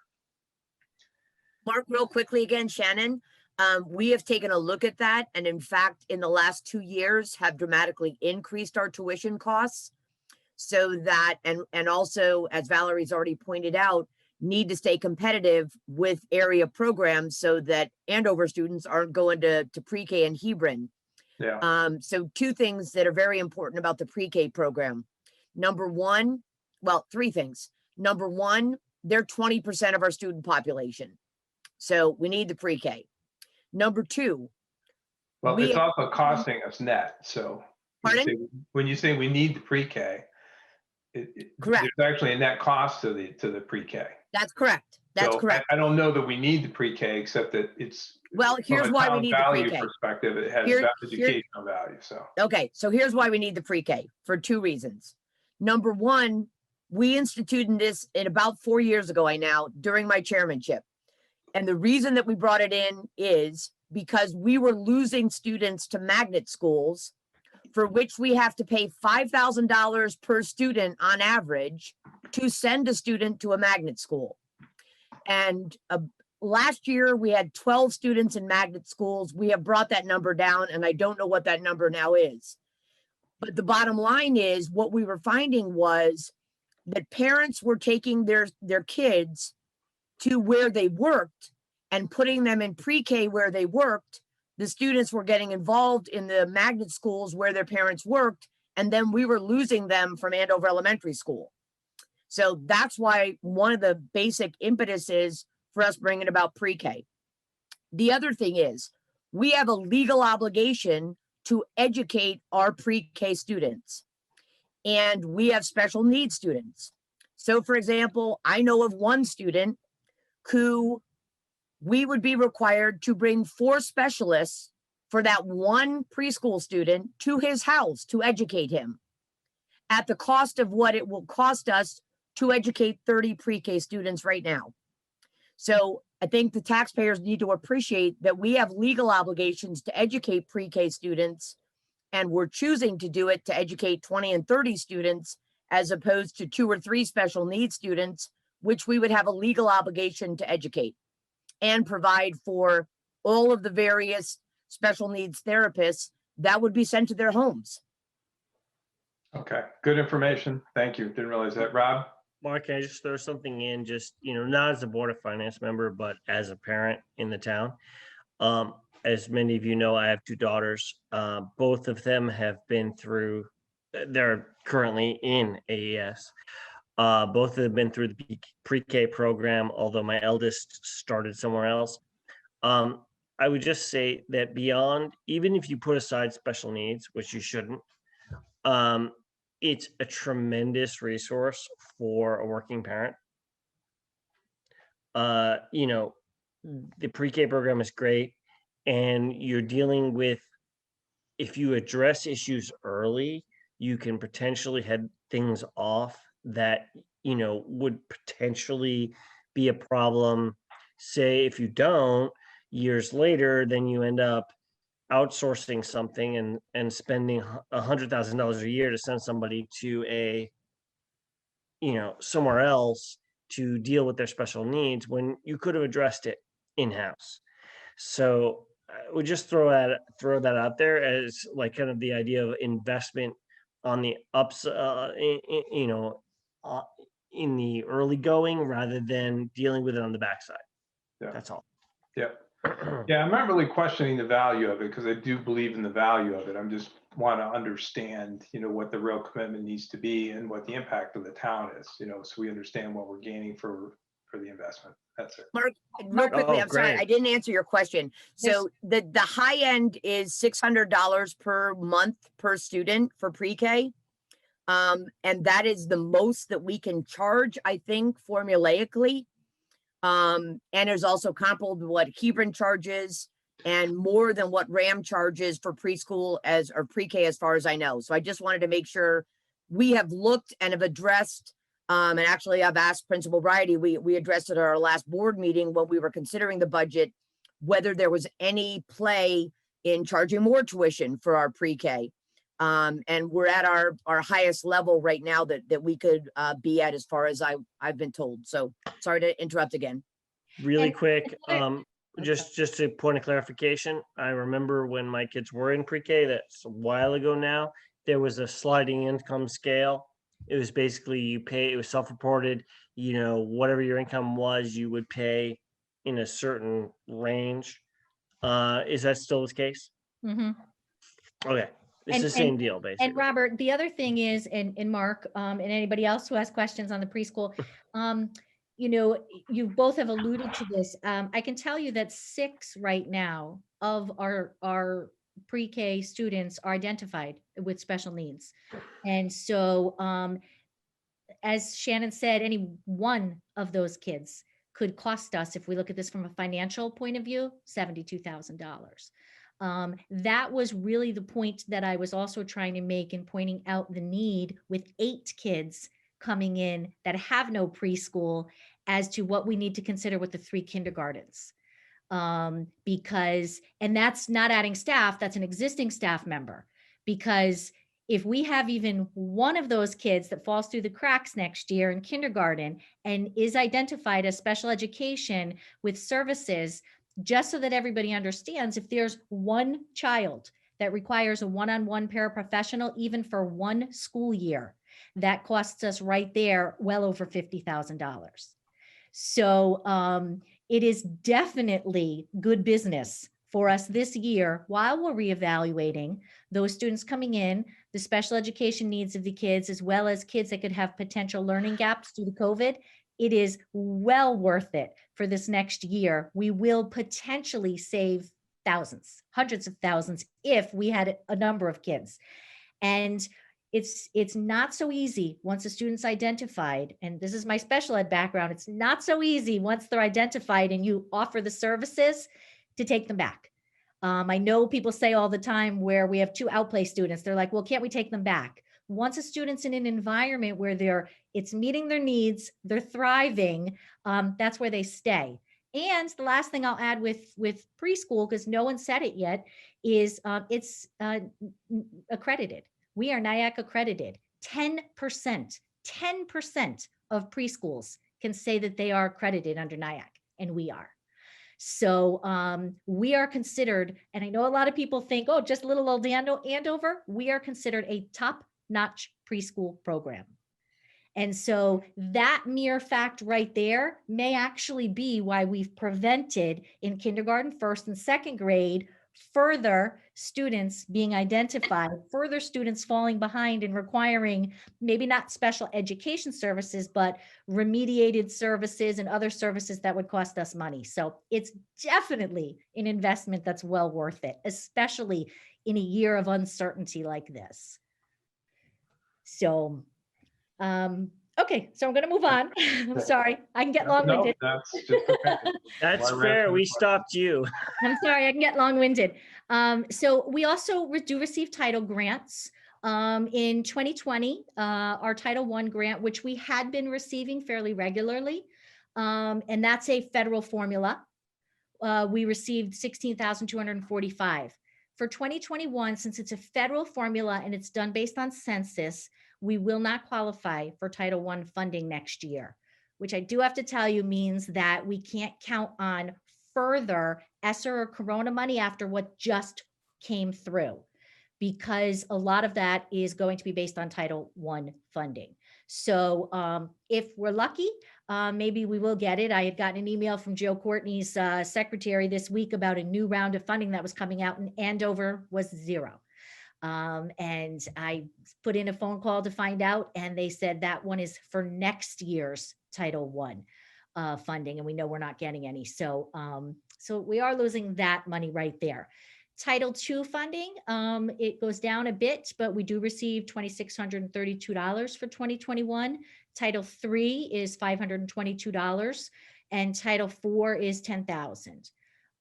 And I will tell you that historically, the $10,000 has gone toward the salary of our remedial teacher, Mrs. Carboni or Mrs. Frazier, because it is remediation and helping students. So we are at a loss here for some funding, but we've planned for that, knowing going forward.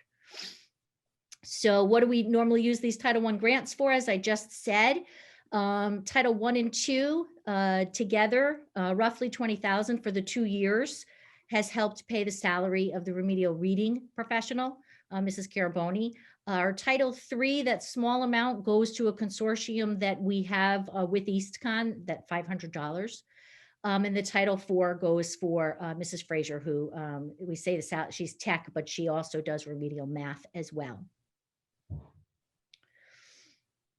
So the bottom line for preschool is that it is self-sufficient, with the exception of the benefits package. As I said, we will take the displaced para, and they will become that third kindergarten teacher. So there are some COVID expenses that were not planned for last time around that we did have to take care of this year. We had to take care of PPE. We had to take care of the individualized supplies for students, the dividers for the desks for the teachers as well as the students, outdoor changes such as parking lot signs and relining. We did a completion during the course of the past year of one-to-one devices so that everybody has them, they're up, they're running, and they are maintained. We had extra nurse services at the beginning of the year.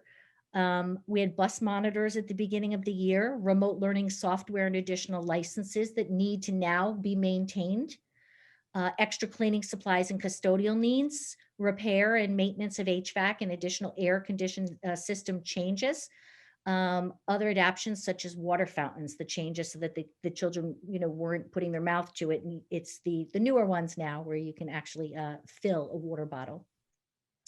To offset this, we did receive some money. Valerie, do you have a breakdown of what those costs were, the additional costs? So I know, Mark, you had asked, somebody else had asked for that too. The problem is, I want to be fair. A fair number of those things were taken care of with this relief money. Some of the other things are now permanent and need to be maintained. And people would say they're no longer a COVID-related expense because they're going to be permanent. Like I said, the licenses, when we first had to purchase licenses on new software programming that the children used while on remote learning, it immediately was a COVID-related expense. But now I don't think it's fair for me to say, oh, that's just a COVID expense, when in reality now that's going to replace some of the consumables and books and things.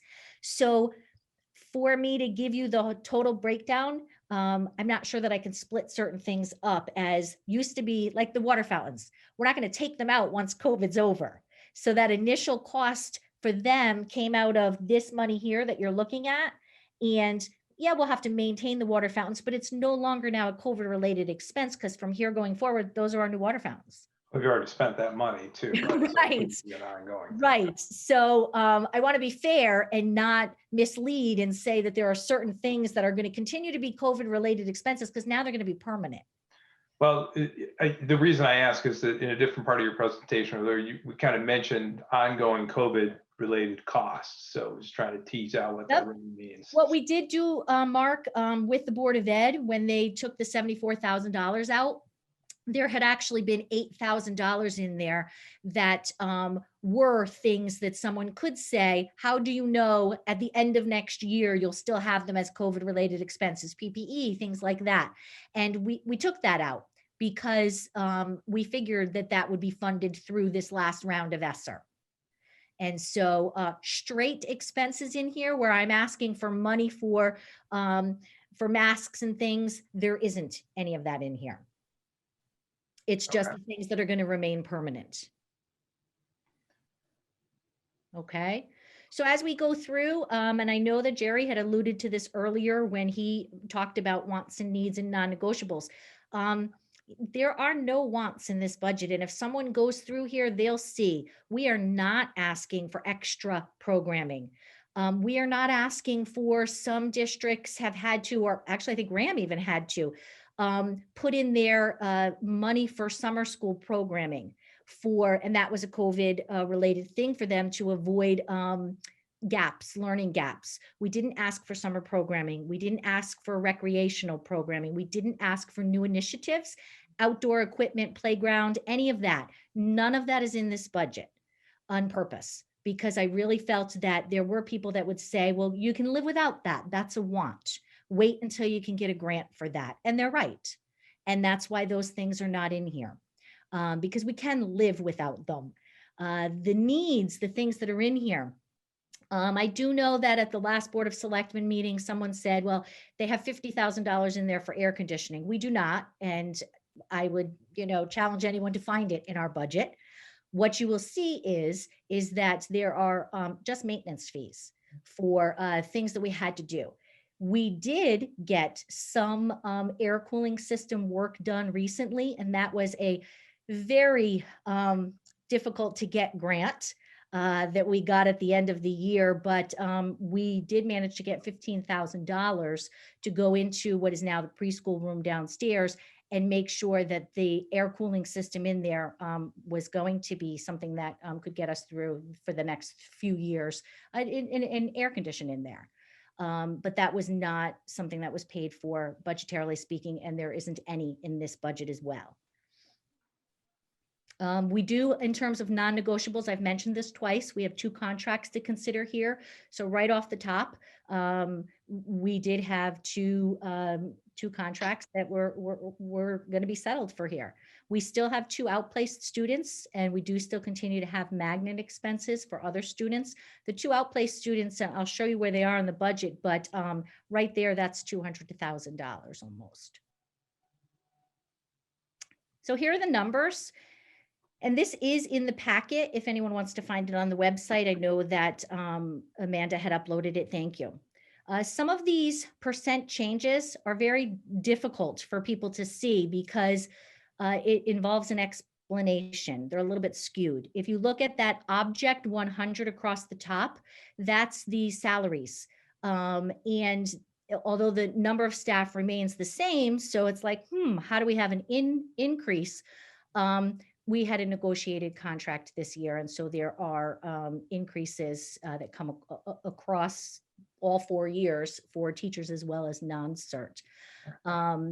The benefits as well. What's that percentage each year? I mean, are we going to be facing a 4% increase? I mean, I know that it's not that, but tell us what it is. So actually it came in lower than the teachers at RAM because, and I want to thank Jenny and Melissa, who I know are on here.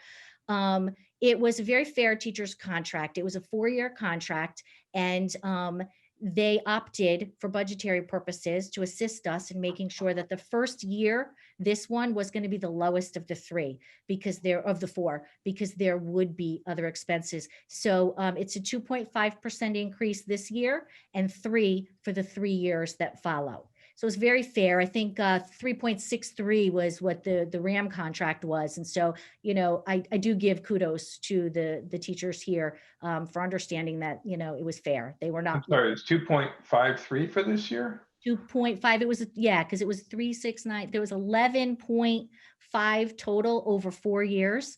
And so the way they divided it was 2.5, 3, 3, and 3. And your percent change here is 3.99, and you're losing a one teacher to retirement, replacing her with a lower, because with less experienced teacher. We also, Mark, have the non-cert negotiations. Okay. And the non-cert negotiations are built into that as well, and that's not finalized yet. We think we know where it is, but it still hasn't been approved. And remember, there's the loss of the Title I funding for next year as well, that 15,000 that Yeah, that shouldn't be in there. I mean, it's like, that should no, be no, but I'm just saying that was a salary that was covered with that last year, or a percentage of it was. Yeah. We look at benefits. The benefits, we're all in the same consortium. Hebron, Marlboro, Andover, RAM, the municipalities, and the Board of Ed. And so it's an overall 3.2 increase for everybody across the board there. In the 300s, when we get to it, and we'll get to the specifics of it in a minute, this is where we have a lot of our contracted services, and I want to be able to explain that to you when we get to that section in just a moment. The section 4 is going to involve some explanation because there were some prepaid services that occurred, and we'll get to that in just a second. So it looks like it's 59%, but it really isn't. It was just money that was encumbered for the 1920 school year. And then the same thing with the 600s. So let me move on, and then if somebody has questions, we'll go back to this because I do have this slide repeated after my explanation. So if we look at this object of the 100s, and I know it's hard to see, and I apologize for that, but I didn't realize it was so fuzzy on the top. The increase here would be the costs associated with contract negotiations and the fact that we had one person that part of their salary was coming out of Title I funds, which now has to come out of the salary line item. So this is not just salary, it would have been salary plus Title I grants? No, we had one person, our remedial teacher's salary, that because of what she does for the remedial interventions, we were always able to take part of her salary and utilize Title I funding to cover that. And that 15,000 or almost 16,000 is gone. So her whole salary now comes out of there. If you look, and I highlighted boldly the every 4-year mark here, because this proposed 2.325 million is a contract year, and the 17-18 2.6 million was the last contracted year, just so that you can see, you know, contract to contract there, because it's every 4 years. We really have tried to reduce the staff as much as possible, and I'm going to talk about that in just 1 second when we get to the other section with the contracts. Okay. Are these budgeted numbers or actual expenses for the previous years? They're the actual expenses. I had to think about which one Laura gave me. Okay. Except for the proposed, obviously, here. When we get to the 200s, these are the benefits. And as I said, you'll see with all of us, it's going to be about that 3.2% because that is our percent for the insurance consortium increase. And then we have just 2 employees that were moving to family, and that would be the slight difference of the 0.29 instead of the 0.20 after the 3. When we look at the long-term changes to the 200s, which are the benefits to the employees, again, the bold are the years that contracts were negotiated. And you'll see that, you know, we really are also, every time we negotiate a contract, we are trying to be fair to the employees, but make sure that we try to offset the best we can the board's percentage and their percentage so that we don't see very large increases. We try to be as fair as possible, but we make sure that it's in line with other districts, that their percentage for premium doesn't stay stagnant, that it goes with the times as well. So this one I'm going to cover a little bit more here because I know this has been a bone of contention for some people that I listened to at the Board of Selectmen meeting. And so I think it involves a very, very brief but detailed explanation. So I know that, you know, it's already 8:40, but bear with me on this one. You won't be sorry. Take your time. When we talk about professional and contracted services, I know that there is a lot of misinformation from the Board of Selectmen meeting on the part not only of selectmen, but on the part of some of the general population here in Andover too, that I hear people talk about shared services a lot. And they keep saying, you know, well, they need to make sure that they're looking at shared services as an option. And I want to explain this because shared services is fantastic, especially when you are a small town and you have an opportunity to sign a contract with another small town and say, hey, let's go halvesies on something, because then it saves us all money. And this is generally speaking, you know, your first line of defense to start to save money. You know, I mean, I see Shannon on the screen, so I'll use her as an example. If Shannon and I want to both go out to dinner and she's got, you know, money in her pocket, I have money in my pocket, and I say, want to go halvesies? You know, we'll go to dinner and we'll split the bill, you know? Sounds like a great idea until you find out that Shannon has $100 in her pocket and I only have 10. And so going out to a fine steakhouse is just not going to happen for the two of us because I can't go halvesies with her. I can barely pay for an appetizer. Shared services need to occur when you begin to look at ways to save money. My predecessor, in terms of planning a budget, was able to, and it needed to be done, and it was, you know, rightfully so, but she was able to, over the course of 5 years, do some very significant cutting to staff and services that we're lucky it didn't affect the outcome for children, but it made it so that we were bare bones. So I want to give you an example. We have a special ed director who's thinking maybe next year she's going to retire. So if Marlboro or Hebron or Columbia or Bolton say, hey, Val, we need also to have a special ed director. So, you know, go halvesies with us. I can't go half with them because it would cost me too much money to go halves with them because my special ed director is here 1.5 days a week. So if any other town wants me to split a special ed director and sign a contract, it's going to cost me more because I'm not at that half point. We're well below the half point. So it won't save us money. This is the case if you're looking at this screen with our OT person. We pay them to come here to do a job, and we pay them hourly by contract, and then they leave. And do they work someplace else? Yes, they do, because they can't survive being a part-time OT here. I happen to know that our current OT works in Marlboro. Do we have a shared service contract with Marlboro? No, because it would cost us more to pay half for this person. We don't require their services at a 0.5% of the time, and to go to 0.5 would cost us more money. So we're sharing them. We just don't have a signed contract with them because we can't tell our OT person who she can share with us and who she can't. And I equate that to if anyone has a cleaning person that comes to your house on Thursdays. Yeah, they clean other people's houses every other day of the week, but you don't have a shared service contract with other houses because you don't get to tell that person where else they work. They work for you part-time, they work for everybody else part-time. That's the point we're at. So we are actually below in the special ed area, the ability to sign shared contract services. Obviously, you know, I'm part-time. Our special ed director is here 1.5 days a week. Our OT person is here 10 to 13 hours a week. That's it. Our PT person, right now, we don't have one because we don't have any services that are needed for our students. So we will call them in on an as needed basis. We do have a contract with AHM for our social work services. So, you know, we pay just for what we need with our social worker and our school psychologist. So everybody is already far below the threshold of us being able to sign a contract when it comes to special ed services with the town. We're below that already. We've already gone down. We do have shared services for those people who are speaking about shared services. We have a shared food service with Coventry. We share, as I've mentioned before, we share our insurance consortium with the Region 8, with Marlborough, with Hebron, and with the municipalities and AHM.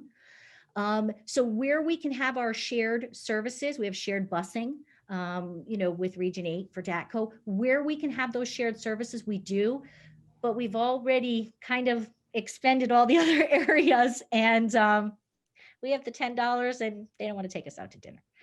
So I did want to explain that, just because in that respect, you'll see this area, it doesn't go up a lot. But we are as low as we can go here. We can't sign anymore. Why is it going up at all, though? I guess would be the question we have to ask. Well, legal fees are in here, and there are certain services that I can tell you, for example, because I just had the secretary get this for me.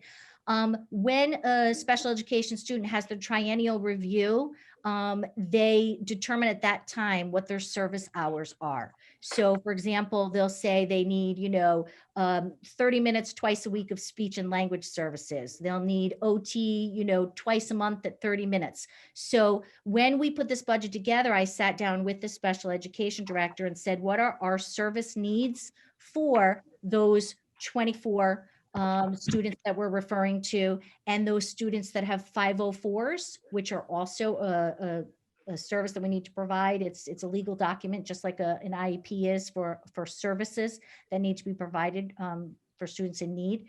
And we have, other students that are being evaluated as we speak. And so the increase there, the contracted increase there does relate to the service needs of the students. So I have one question. This is Diane Chiquette. So is that what is that the driver of the increase in the professional education services? That's increasing like almost $19,000.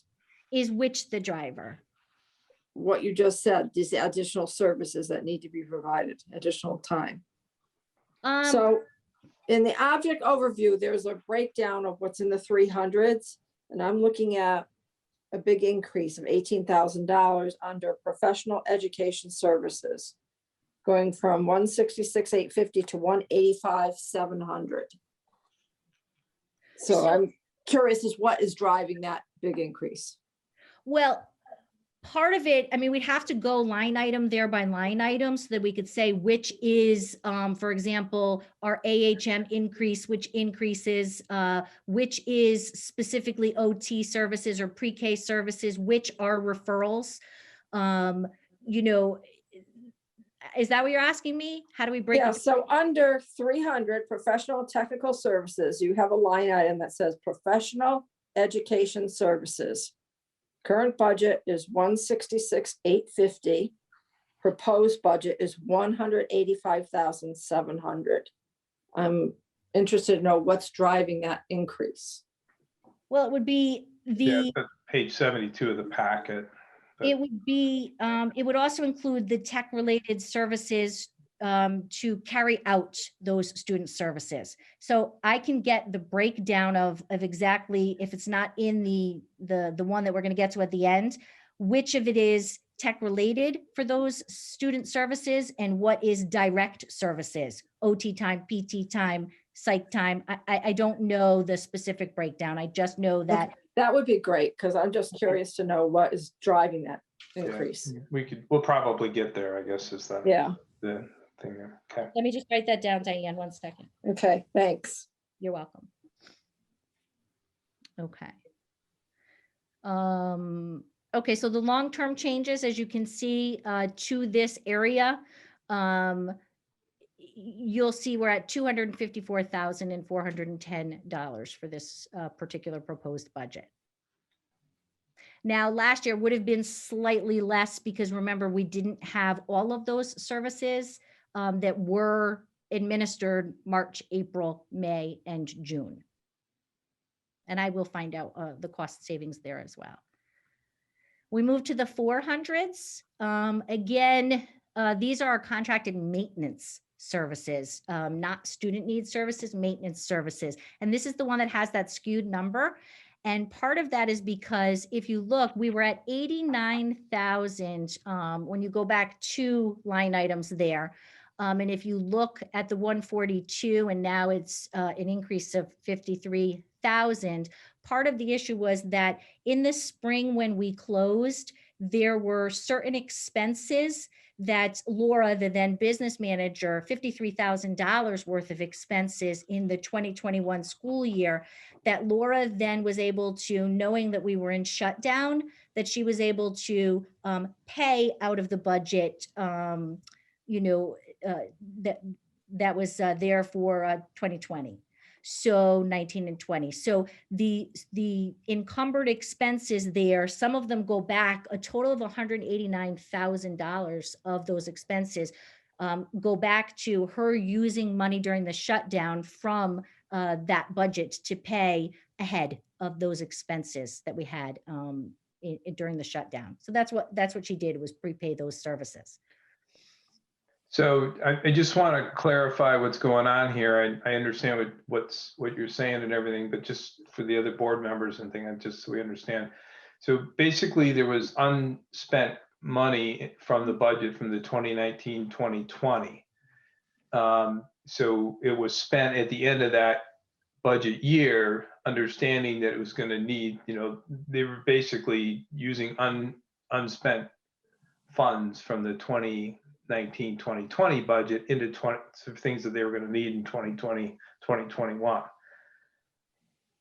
So yeah, basically it was the extra. If you remember, we got a request from the superintendent a little over a year ago about, I think it's roughly $83,000 of unexpended funds. They wanted to move it into the school improvement account. And then it turns out at the end of the year, they didn't actually have that available. I think this is why, because it was spent on items such as this in advance. And this 400s right here, Mark, shows you that Laura had $53,000 that was prepaid for the entire year for this particular object. So, if you added that 53 to the 89, it would have actually been 142, and you wouldn't have seen a 59.1% increase.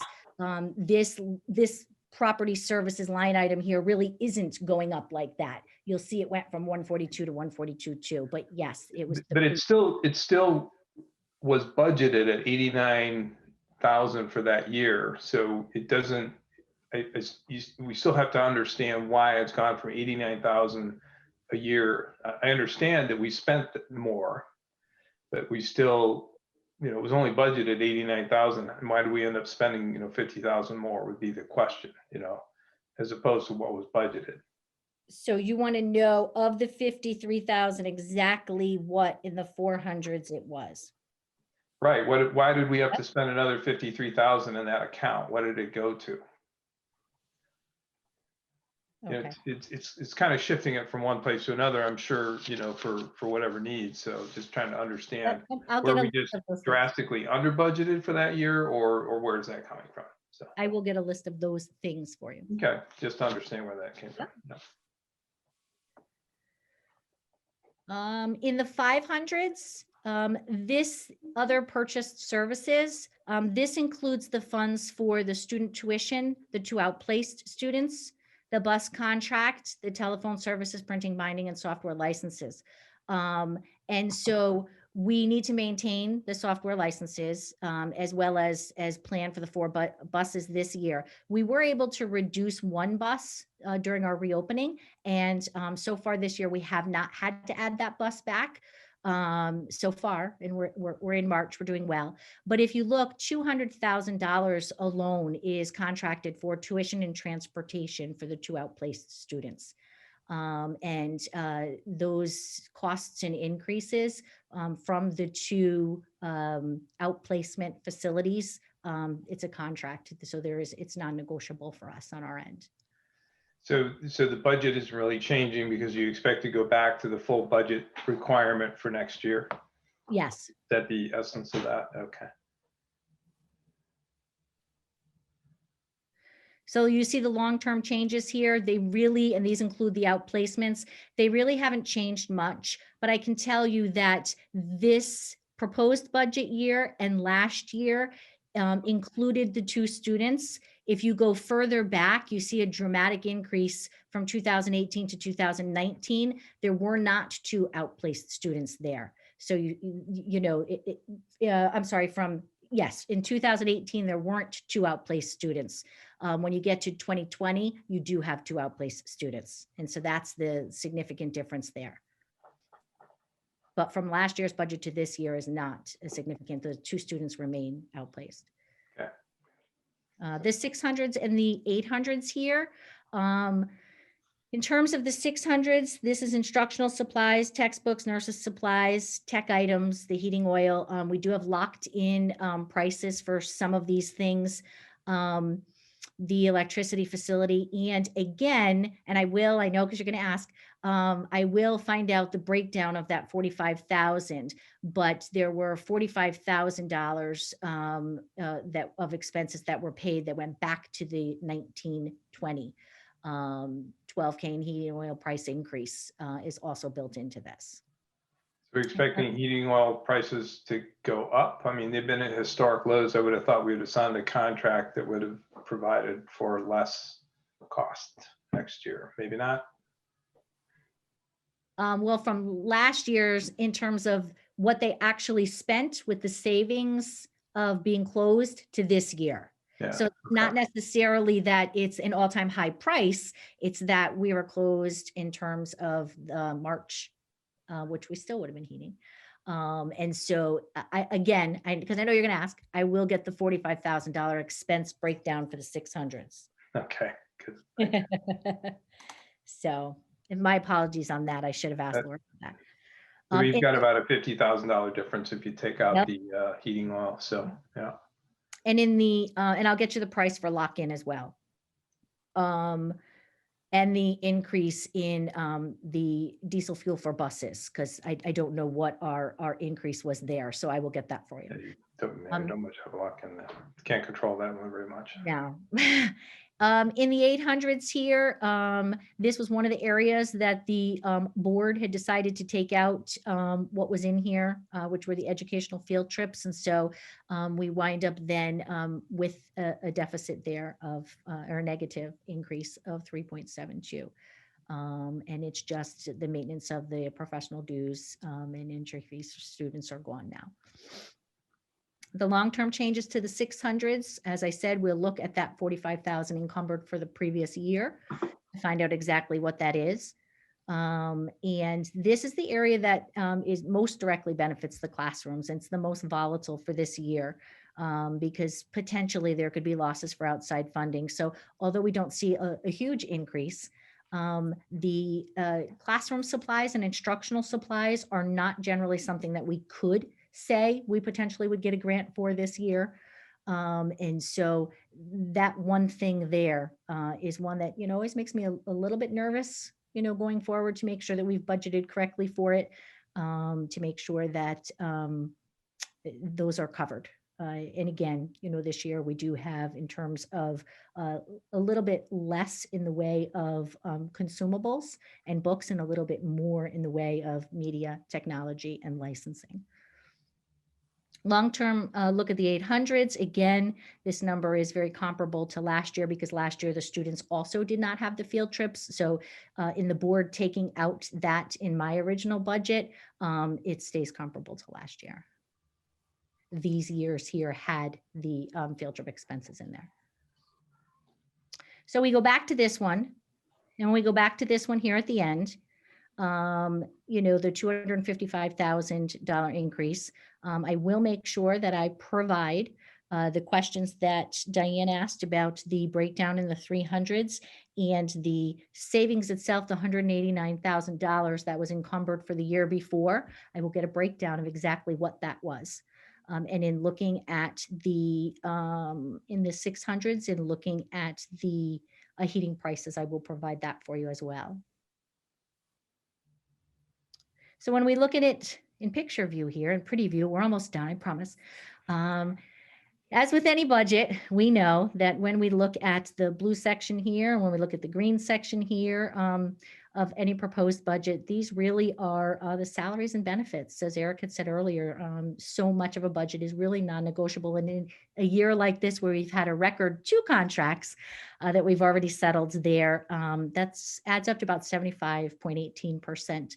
When we take into consideration in terms of our educational budget that the town, I know does not have there, when we take into consideration the additional contracts for transportation and tuition, which is this red section here, now we're up to about 84.35% of the budget. And so the only things really for us to have gone through in terms of fine tooth comb as a board was for us to look at the 300s that we mentioned. We want to look at the breakdown there, the 500s, and that added up to us taking a look at about $600,000 and looking at the flexibility there and making sure that we can get the best price in there for everything and make sure things are covered. I know it looks like a significant number when we compare and we just say over 6%. The one thing to consider is that we were very lucky that we did have a business manager that was able to move things around at that time when we didn't have any additional rainy day funds. I think Eric called them before. He said, we raided a couple of other funds. We didn't have that ability. So it was moving around from one line item and object to another. And Laura, thank goodness, had done a very good job of that. We did not have to ask for additional funding. We were also able to get a small amount of the funding through the Corona Relief and ESSER. And we were able to take some of that money that would have been returned to the town at the end of the year, as you said, Mark, and while we were closed and move that around to cover some of the other expenses. And we were also lucky this year that the Health Insurance Consortium locked us in at 3.2 because we were originally looking at closer to 6%. One of the things I want to point out, because I know someone, I'm sure is thinking, well, $255,000 sounds like a lot of money. When we look at these other adopted budgets, all the way back to 2014, our student population has changed. However, if we go back and use a number from 2019 here, we see that we still have roughly the same number of kids in the building that we did have in the 18-19 school year. And that adopted budget, if we look, is only $3,243 difference overall in the end, with what we are going to spend and not get reimbursed for. So I think that, it is difficult. It's tough. And I know that. And I know that we've gone a number of years. I think there's one more slide here. A number of years where we, in fact, we're able to make it through bare bones without asking for the additional expenditures. And we just are at that point where we are bare bones at this point in terms of staff. And, I do believe going forward, it's a good investment for us to make sure that we service all the needs of our students so that we don't have long-term costs. That $189,000 of additional expenses that were incurred, Mark, I will get you the exact breakdown of exactly where they were. And if those expenses were added, they potentially would have gone over budget if school had been open for those. I'm sorry? So I want to show you the 3-year object view here. There's 2 ways for us to look at it, and they are attached on here. The salaries on the top there show the increases from the 19 budget and unaudited actual to the current budget, and then the proposed. For the 100s, the separation there, the 200s and the 300s.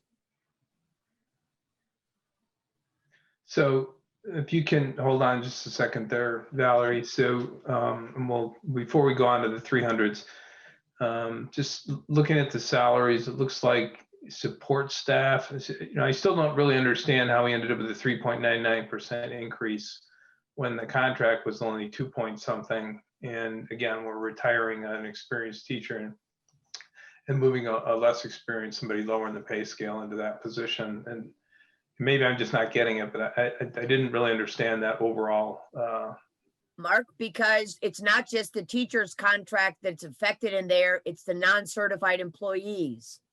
Right, So but are they making teachers are at 8% more 2.5. per contract?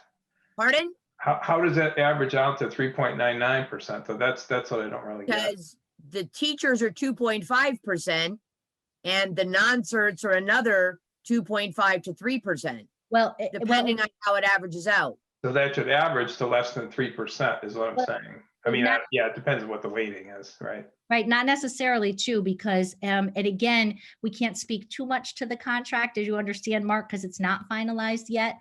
But that contract was a 2020 contract on through to 2024.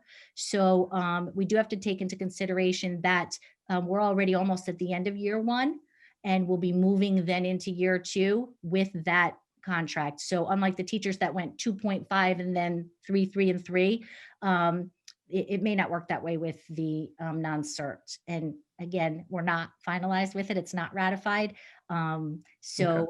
We may this year have a much more substantial increase for this particular year with them into the second year. And it should be only another month before we're done with that contract, I assure you.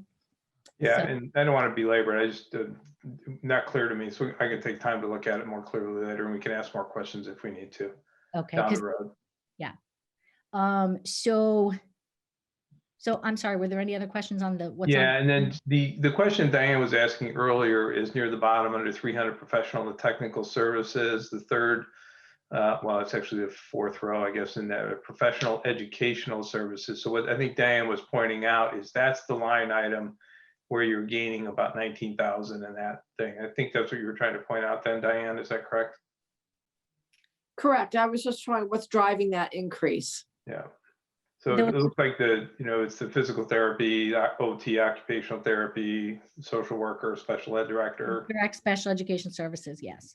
So you're basically expecting an increase in there? Yes.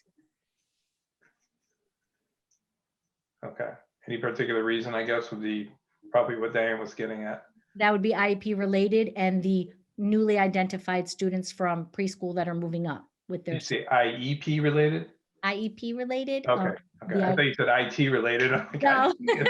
wrong category. I'm confused. IEP Okay. related services. Yeah, yeah. So I think most people, a lot of people probably understand what that is, but that's it's basically an individualized plan that it's contractually required, based on the student's needs. So,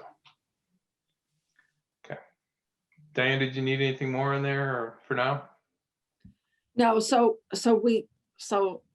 make sure I understand that even though we don't have additional students, we have additional students coming in with more needs. Is that correct?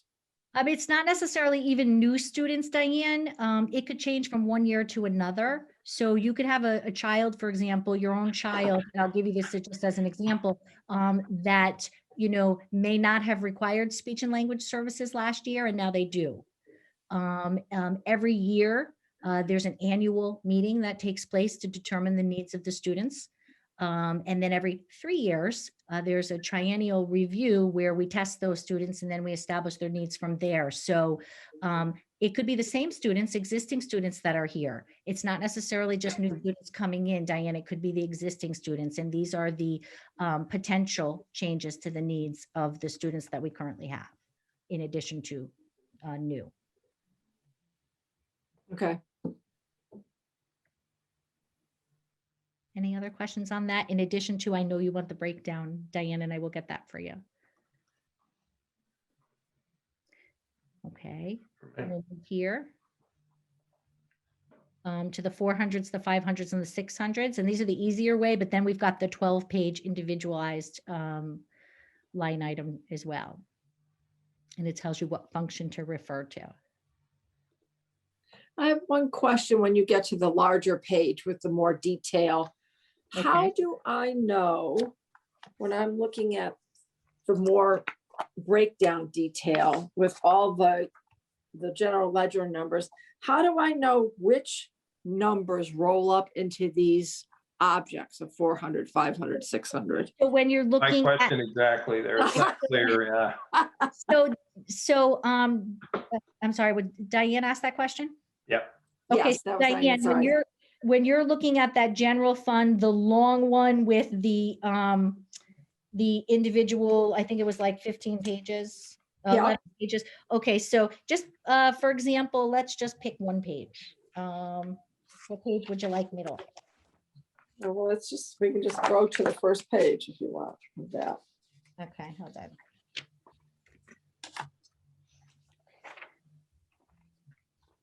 Well, actually, right now we're on my screen, we're looking at 400s. So if you look, for example, at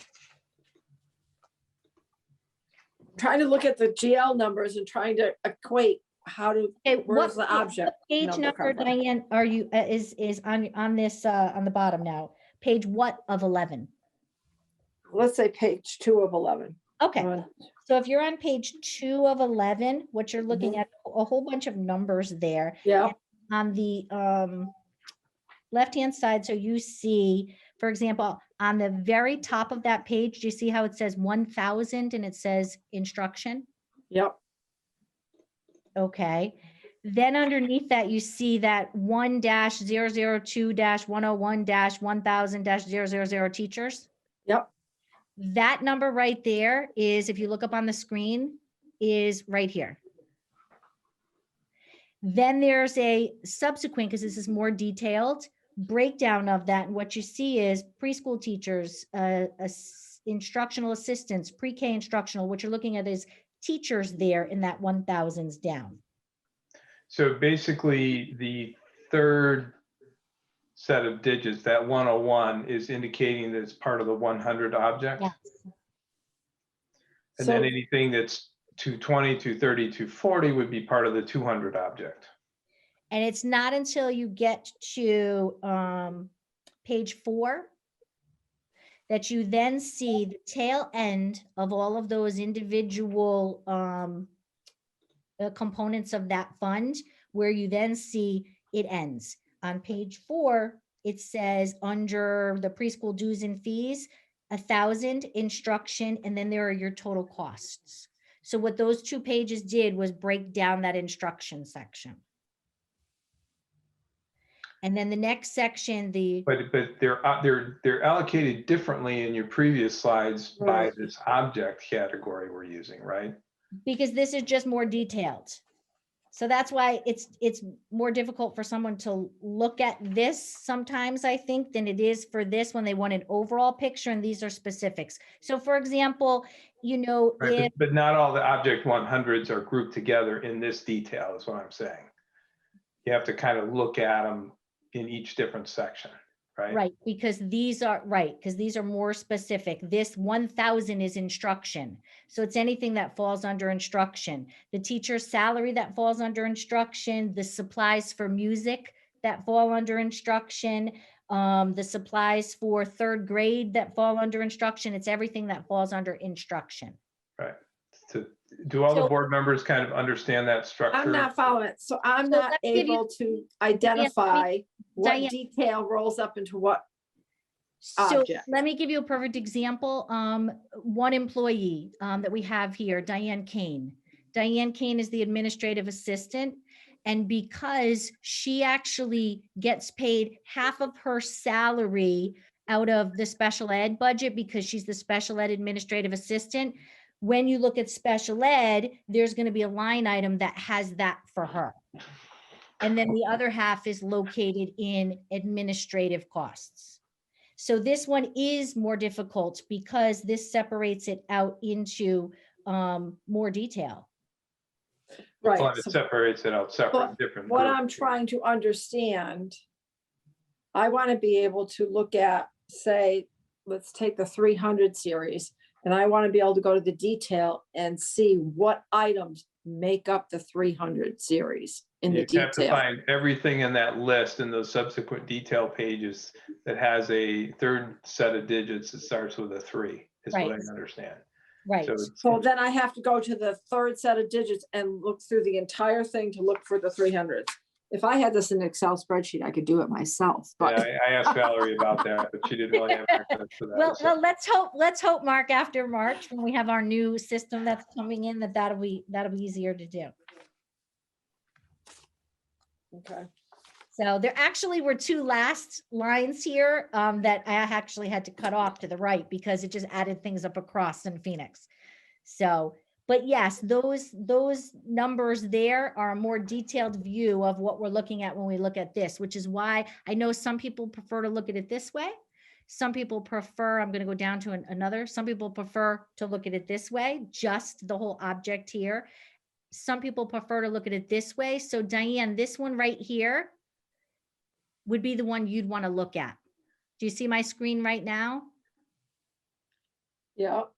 So if you, for example, I know you said, I want to see what the 300s are, but this one would be, I want to see everything that falls under the category of instruction. If it falls under the category of instruction, it could be those top 4 things in the 100s.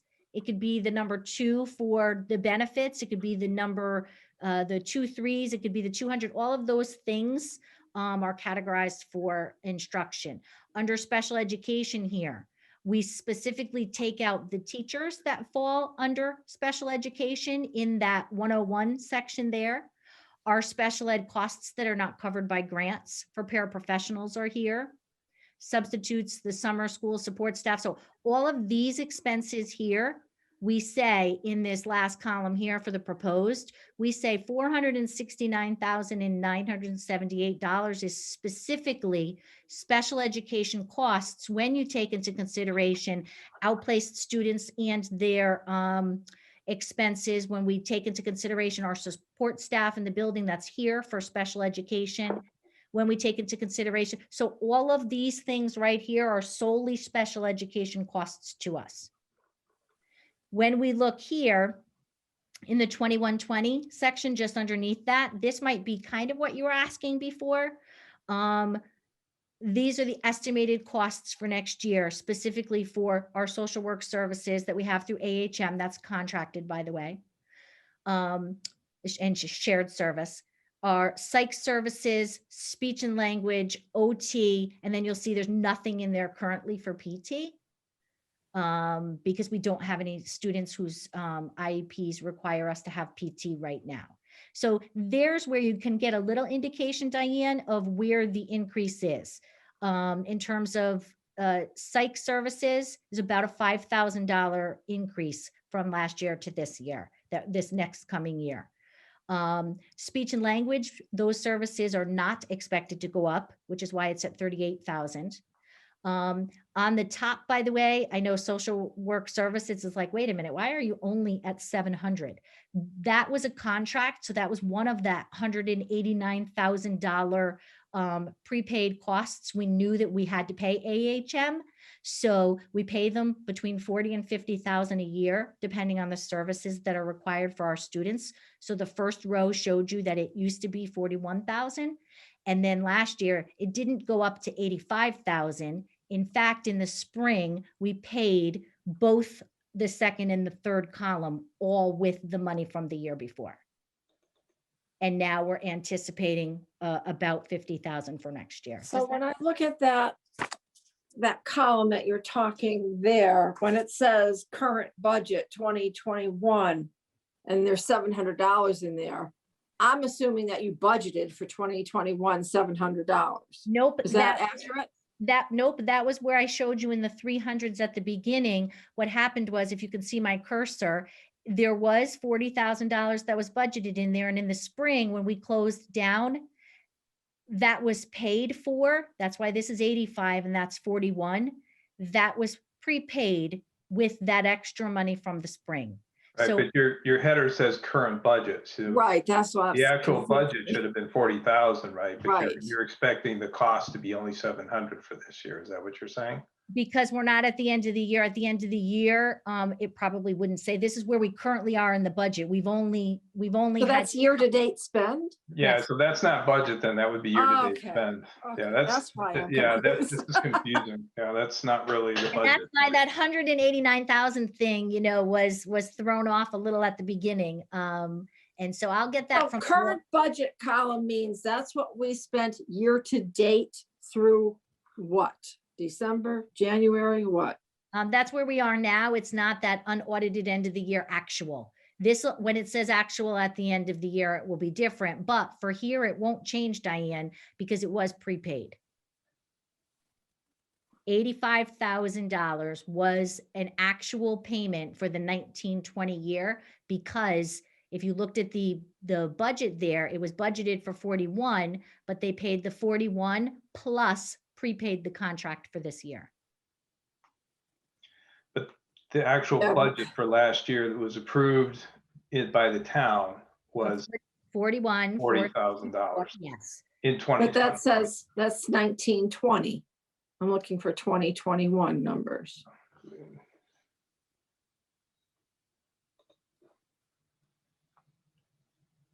You want to know? So I'm looking, when I look at that 2021 column, I'm assuming that that's what we currently budgeted for this year. And if that's not a true statement, then I'm kind of screwed up. No. And that's where it got confusing, because the prepayment occurred with that money that was there in the spring. The former business manager said, listen, we know the money is here now. We know these are bills that are going to have to get paid. We don't know what's going to happen with the closure of the school. We don't know what's going to happen with any additional revenue funds. So she took that extra amount in the spring and said, we're going to pay the bills that we know have to get paid regardless of what happens. And so that's why it was not budgeted for 85,000. It was in the 40s, and the 40s got paid as well as prepayment for this year. That's why those numbers look skewed in about 4 places, because she prepaid $189,000 worth of bills. This was one of them. Because she knew that wouldn't change, because we had a contract with AHM. And so that amount was going to be the contracted amount that we had to pay. And so really that 2021 current budget column is really the current budget, because if you look at the grand total, that's the current budget for this year. It's not year-to-date spend. It means that built into that 85, we paid that contract. So this would be over and above what we already paid them, prepaid them.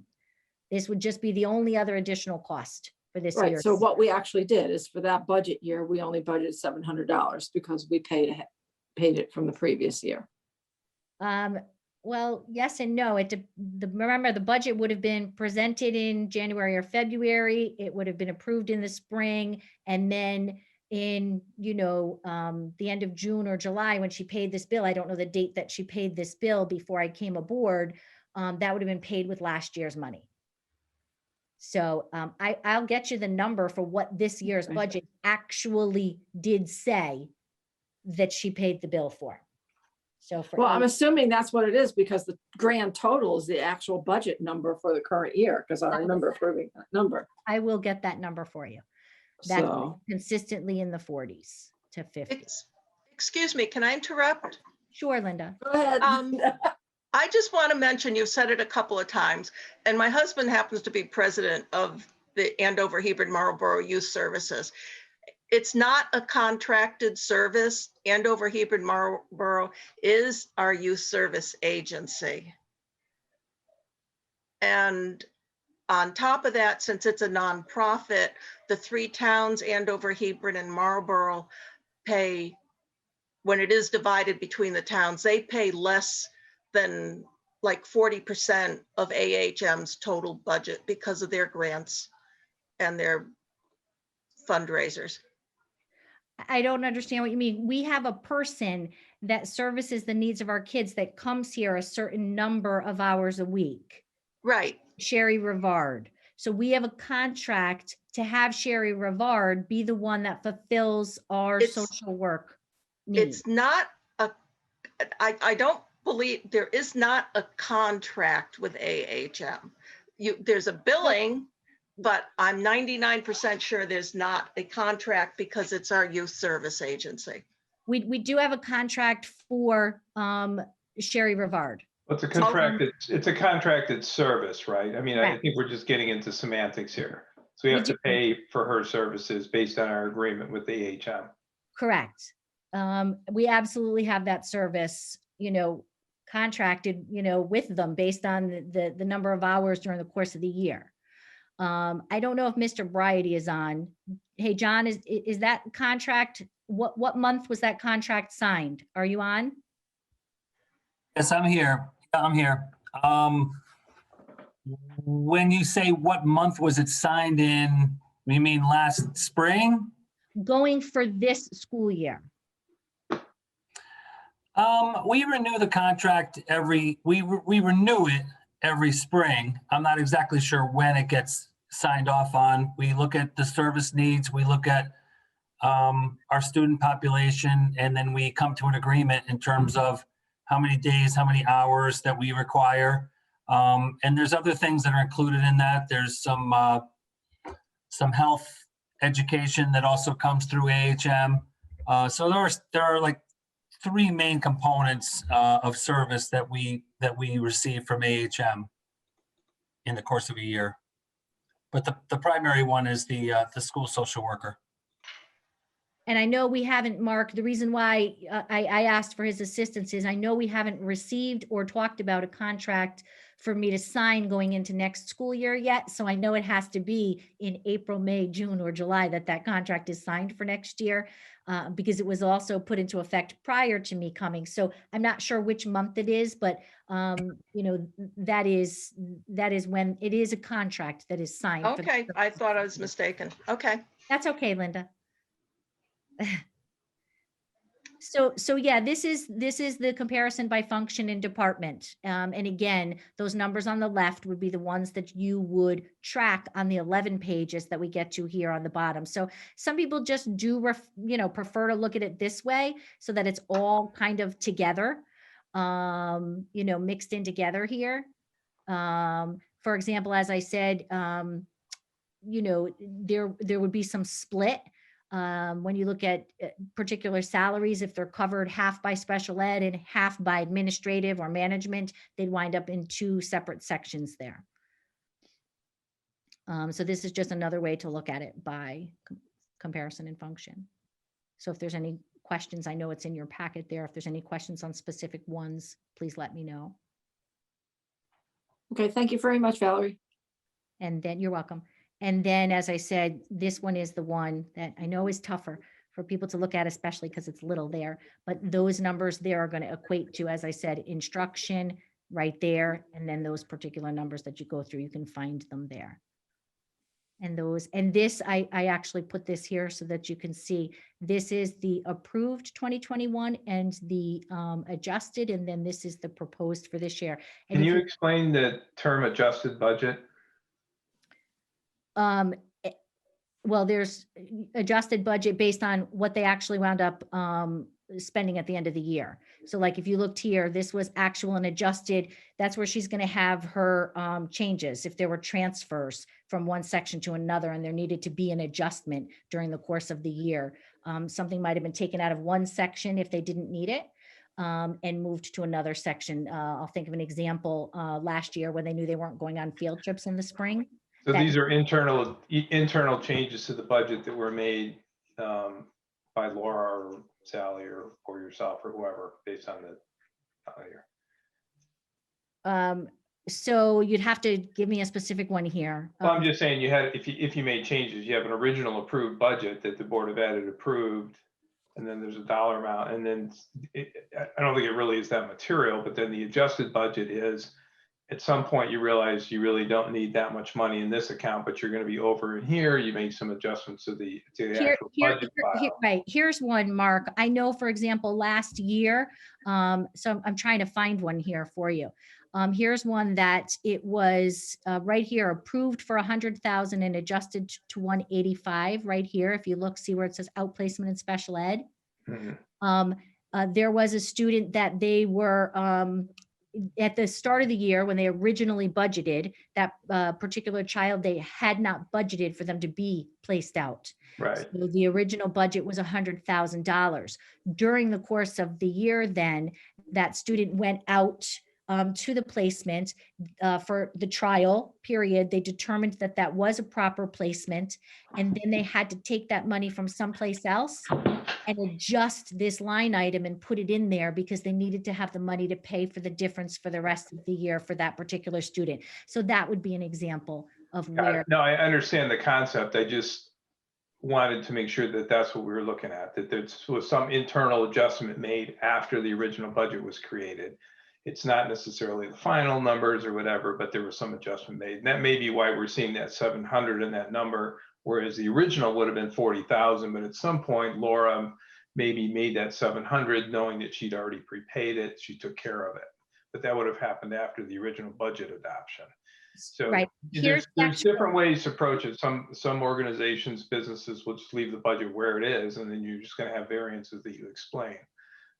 In this case, you adjust the budget internally so that you kind of know where you are on target. It's okay. It's fine to do it that way. I just wanted to make sure I understood that's what's happening. This is actually the line that Diane was referring to right here. Do you see my cursor? So last year, the approved 2021 budget for social work services was 42,500. And actually it said 500 here and not 700. I'd have to find out where the $200 difference is. The total.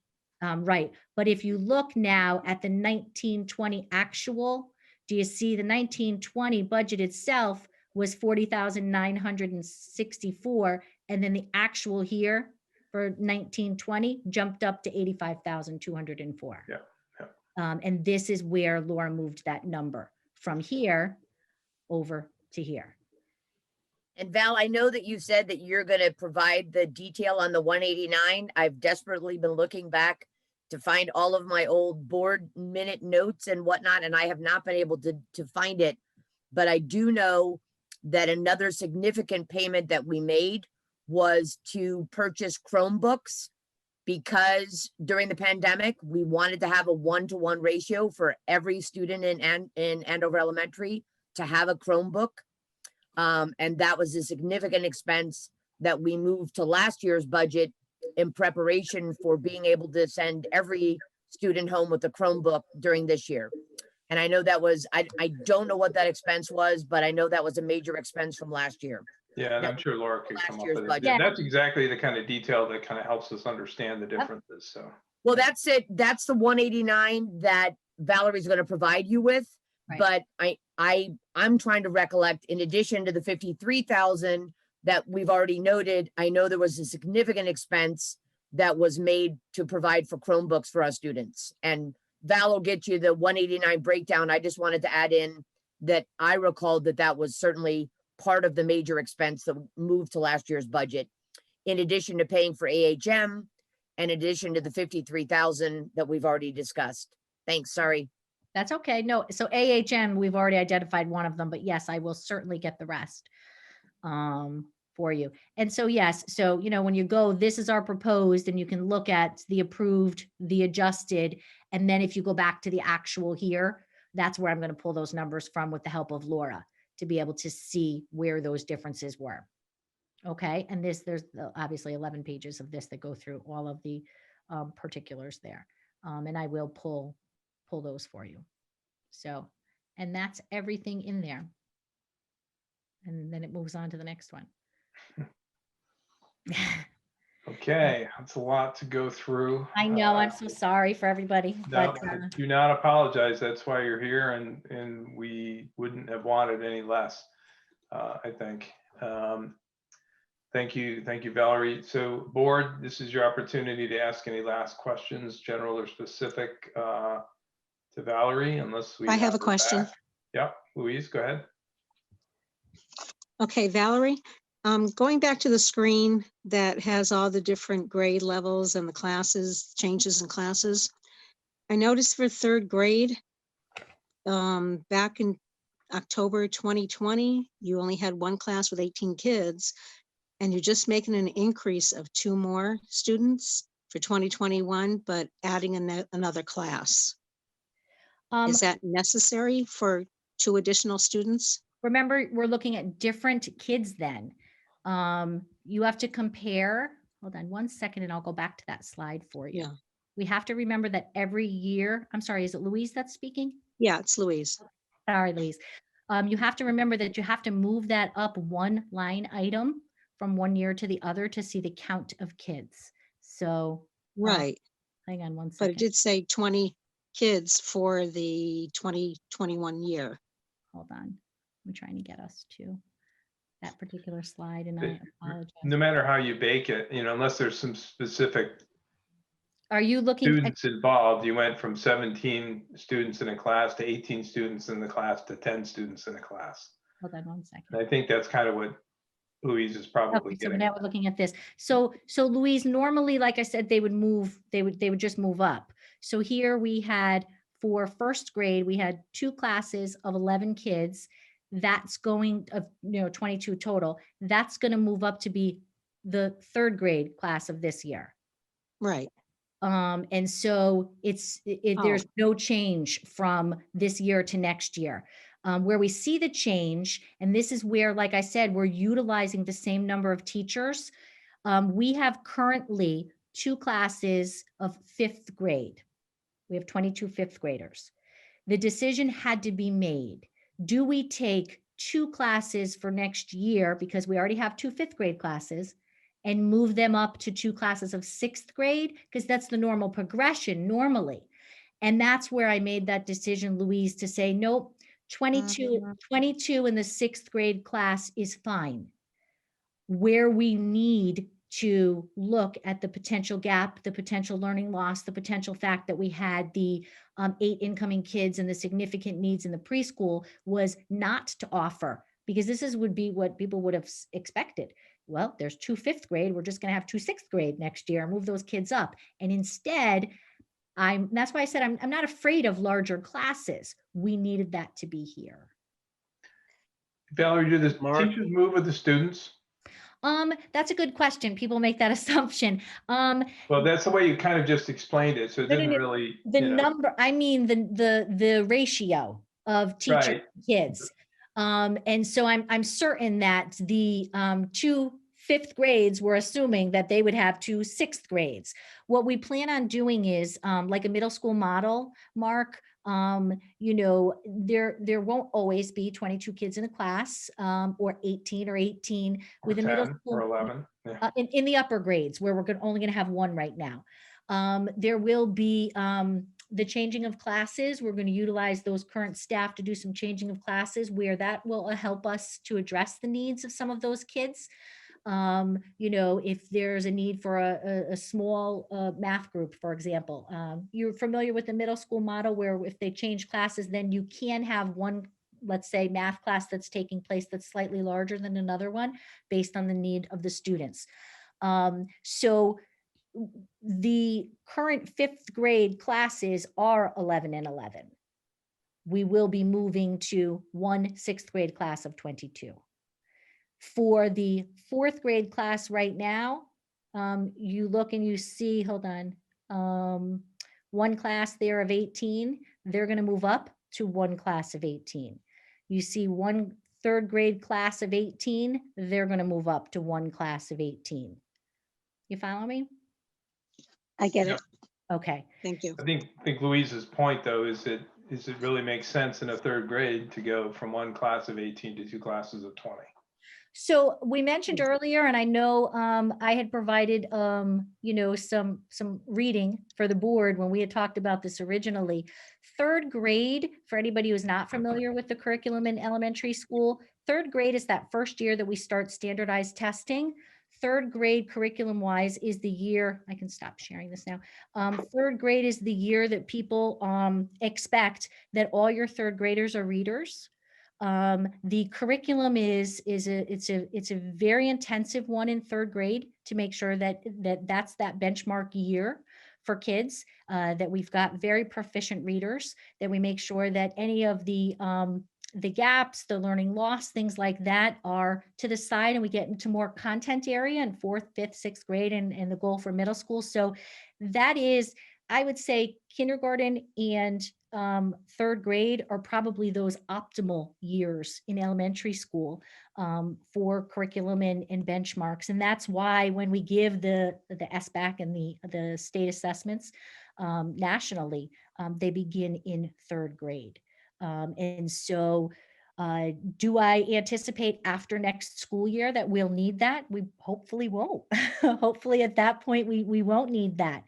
But those were too tough. I definitely knew that we could do 6th grade with the staff, with the curriculum, with the model that we're going to use with that one class. And again, I don't want anybody to think that I am a proponent solely of looking at very small class sizes. I think there is an advantage to looking at this 17, 18, 19, 20, 22 kids. And I'm all in favor of looking at that.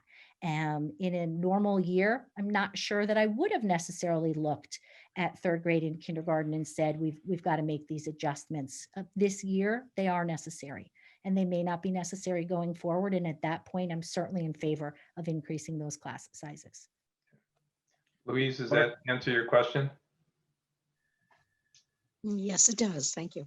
Okay, thanks. Yeah, go ahead, Rob. Yeah, just real quick, you know, as somebody who has somebody in 2nd grade right now who has struggled with online learning and who I'm actually vaguely concerned about, I just want to echo that as a parent in that situation. Like, I get it.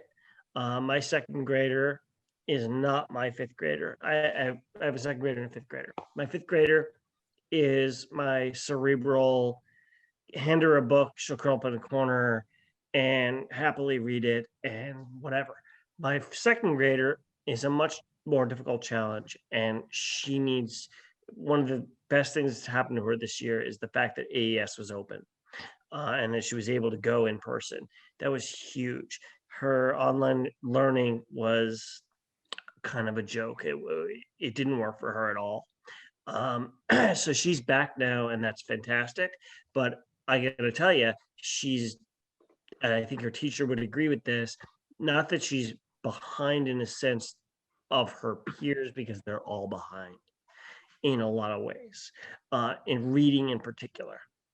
So I just want to say from my own experience that I get that, you know, that particular grade level, that particular cohort of kids may need a little hand-holding for a bit to catch them up.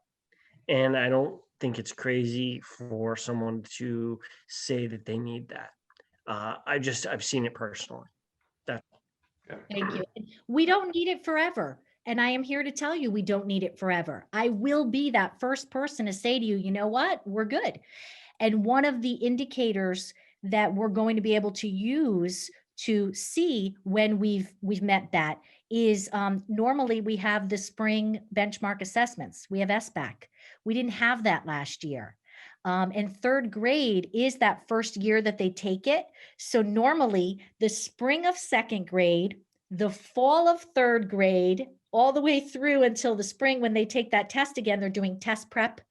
And they're familiarizing themselves with all of the concepts of reading, so that by the end of 3rd grade, they all kind of are at that even playing field to head to 4th grade. And so, Mr. England, you know, you have a 2nd grader now. If they were in 2nd grade last year, going into 3rd this year, they would have missed all of that. And so I've been looking nationally just to see if it's not just a Connecticut thing. Nationally, there are places that did give some sort of a benchmark assessment. New York City was one of them when the kids returned to school this year. And they all failed the 3rd grade benchmark assessment. They just did. And we don't want that to happen to our kids. And so, you know, when we're sitting here next year at this same time, I tell all of you to challenge me on it, because if we get those scores back and we get the data back and we get the qualitative and quantitative data that we need from teachers and from the benchmark assessments, and it's looking good, there will not be a reason to maintain 3rd grade at those small numbers. There just won't be. But this year, and I'm sure you've all seen it in the news, Governor Lamont says, and President Biden says, we will be doing spring assessments. And so 3rd grade is so important, that and kindergarten. And so that's where we chose to push our resources this year to those 2 grades, so that all of your children will wind up not experiencing that COVID gap, that learning gap, that deficit. So we'll have a different conversation next year, I assure you. But this year, going into the fall, it's definitely something that's needed. We have further questions for Valerie from the board? I do have one question on your presentation, not the presentation itself, but the budget detail breakdown. Where are the grants shown? Where are which grants shown? The grants, where are they shown in the financial statements? Typically, you would have some kind of incoming offsetting your expenses. You want to see like the breakdown of the school readiness grant, the breakdown of the smart. Yeah, just basically, are they in there separately? You have separate line items for grants. There aren't separate line items, but what you'll see is that it's not included in there. So for example, when we had looked at the paraprofessional line item, there's a missing salary in there in the actual budget portion because that salary was covered through grants for the preschool. So it just So doesn't. you reduce the budget based on that grant. Okay, Yeah. that's a non-standard way of showing it. I'll just say that I would much rather that you show the full amount, and maybe the system doesn't allow it. So No, but that typically actually, I don't know if the system allows it or not. It's just the past. And next year it won't matter because it's a new system, right? But typically what you would do is show your expenses, show your expenses, show your expenses, then you're offsetting income revenues. We even call revenues in the town, it could be tax revenue, it could be permit revenue. In your case, it's grants, the town gets grants also. So it's just a way to make very clear where things are and where it's coming. Just a question. I apologize for that, Mark. I just followed the template that's been used for the past 5 years. So I'm writing a note now that, It's long, yeah. The main thing is to understand it in this case. And, I do think that would probably be a more clear way to show the data in the future. Which is why when we looked at preschool, because the benefits weren't covered by the grant, we kept it in there. Everything else then that was covered by the grant wasn't in the actual budget itself. So. Yeah. Okay. Thank you. And I will definitely, I put a note on here to make sure from here going forward that we do show the offset of revenues. Okay. Anybody else? Anybody else from the board? No.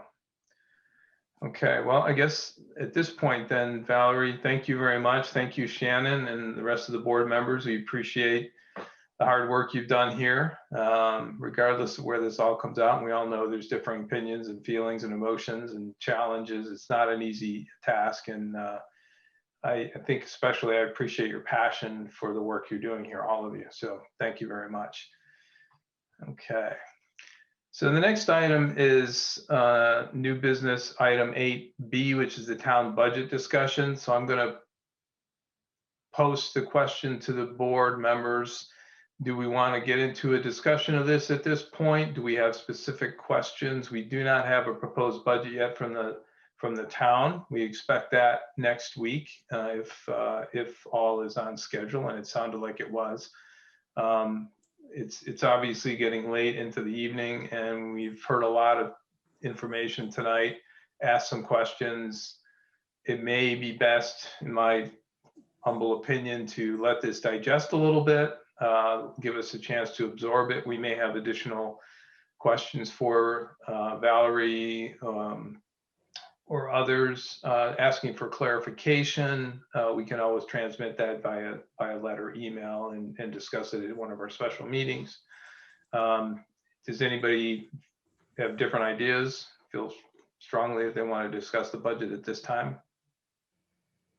Mark, can I get like 3 minutes to talk about that? I'll give you 2 minutes and 45 seconds. How's that, Eric? Okay, perfect. Let me just share my screen. Okay. I am, of course, kidding. We'll give Eric all the time he needs. Sure you are. No, believe me, it's late for me too. Okay, so I just want to hit the very highlights. So the Board of Selectmen has essentially released the budget to the Board of Finance. If I had my act together, I would have posted it today on the town website. I apologize for not doing that. They have approved sending it to the Board of Finance. So you will have it post haste. In fact, I'll try to get it to you tomorrow. So it's in your hands. Just real quick, The highlight, the column that's you see my cursor on right now, that is the Board of Selectmen approved budget. So that is what they've passed and passed on to you. And I'm going to so pretty much all the details are here. The thing that is different this year is the Board of Selectmen asked me to pull benefits out of, we had previously a column or a section that covered all the benefits for all employees. And they asked us to break that out department by department. So we have changed that this year, and you can see department by department what our salary costs, what our medical costs are, what our retirement costs are. So that's one change in the budget. The second thing is I also, in the budget, I show budget total, which is the town budget, the AES budget, and the RAM budget as they are today that I know of. So our total budget we're looking at right now is $12,836,826. And then below that is the total town budget. That's the portion that's basically everything other than education, which is essentially 27% of the total budget. And then I further broke it down into, I separated out the capital items and just looked at what is the town general budget, what is essentially the operating budget of the town, and put that column in so you can also look at that. I'm not going to give you any details about that budget sheet. The bottom line is the budget delivered right now. The biggest difference is that we do not have unexpended fund balance to offset taxation, which we have had and we've spent down the last 3 years. The result of that is that the estimated, this budget presented is an increase in taxation of basically $1 million, to round it off, which is about a 9.5% increase. However, there was a fairly significant increase in the grand list this year, which means the percent increase in the proposed mill rate is about 7.59%, which anybody who's gone through budget referendums in the past knows is a very difficult number to get through on a first or second or third referendum. So that's basically where we are right now. If you have any specific methodology you want to use to review the town budget, we can go through it line by line if you so desire, or if there are specific things you want to work with. Mark, if you give me a list of how you want to approach this, I will tailor my, what I present to you going forward. And I'll also give you a series of budget summaries that kind of summarize the major changes that occur in this budget. Questions? Can you make that bottom number a little smaller? I'm just joking. Yep. It's a little You have late night magical humor. powers, Eric? Can you just If you focus, use focus? that Zoom function, sometimes that works for you. So, all right. Yeah, I mean, what I would say is from the town perspective, that the town general budget, we are decreasing the town general budget. We are, basically we're taking one employee back down to part-time that was full-time. And we've decided that we're going to give up a standalone senior services person and just continue to assign that task to another town employee. Again, because we just, so that's a little bit controversial, but I think, we're going to deal with it. The total town budget, we're looking at basically a 2.13% increase in the town's portion of the budget. So I mean, I think we're, you know, it's more than inflation. But if you look at all that spending is basically difference in capital. And last year we trimmed back to get the mill rate under control. We trimmed back a bunch of capital spending and basically put it off. So now, you know, some of that's coming back in this budget. And that's pretty much where we are in terms of the current budget. There we go. Okay, thanks, Eric. Yeah, I actually like some of the changes the Board of Selectmen has requested. It makes sense to me to see it that way. Board of Finance members, do you have any other questions for Eric or input? This I mean, is you have Diane. plenty more meetings to have a go at me. Yeah. Yes, we do. So I just want to make sure I understand this town general budget / capital fund. That's just the capital expenses in that number. So if you look at line 68, that Yep. is the total budget. Yep. The next line down is the total budget minus education. Okay. And then the line below that is the total budget minus education minus capital funds, capital funding. Okay. Okay. Got it. So essentially what I'm doing is I'm kind of presenting the information, and I'll give you summaries that show, you know, where our capital spending has gone over the last 10 years, where our town operating spending has gone over the last 10 years. I'll give you summaries of that. It's not wrapped up in the budget, but I'll give you that detail so you have to look at also. So you can kind of understand where we are historically. Thanks. Other questions for Eric?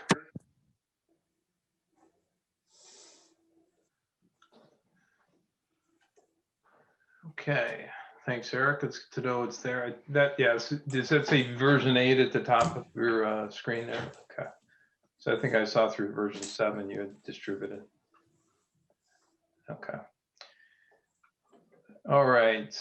Any further discussion on the board for either of the presentations?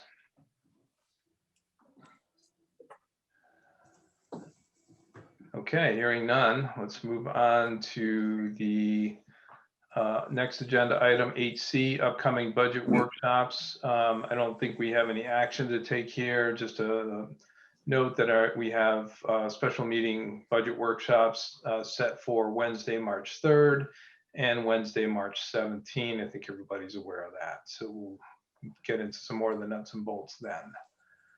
By then we'll have the town budget to look through, and I'm sure we'll have questions.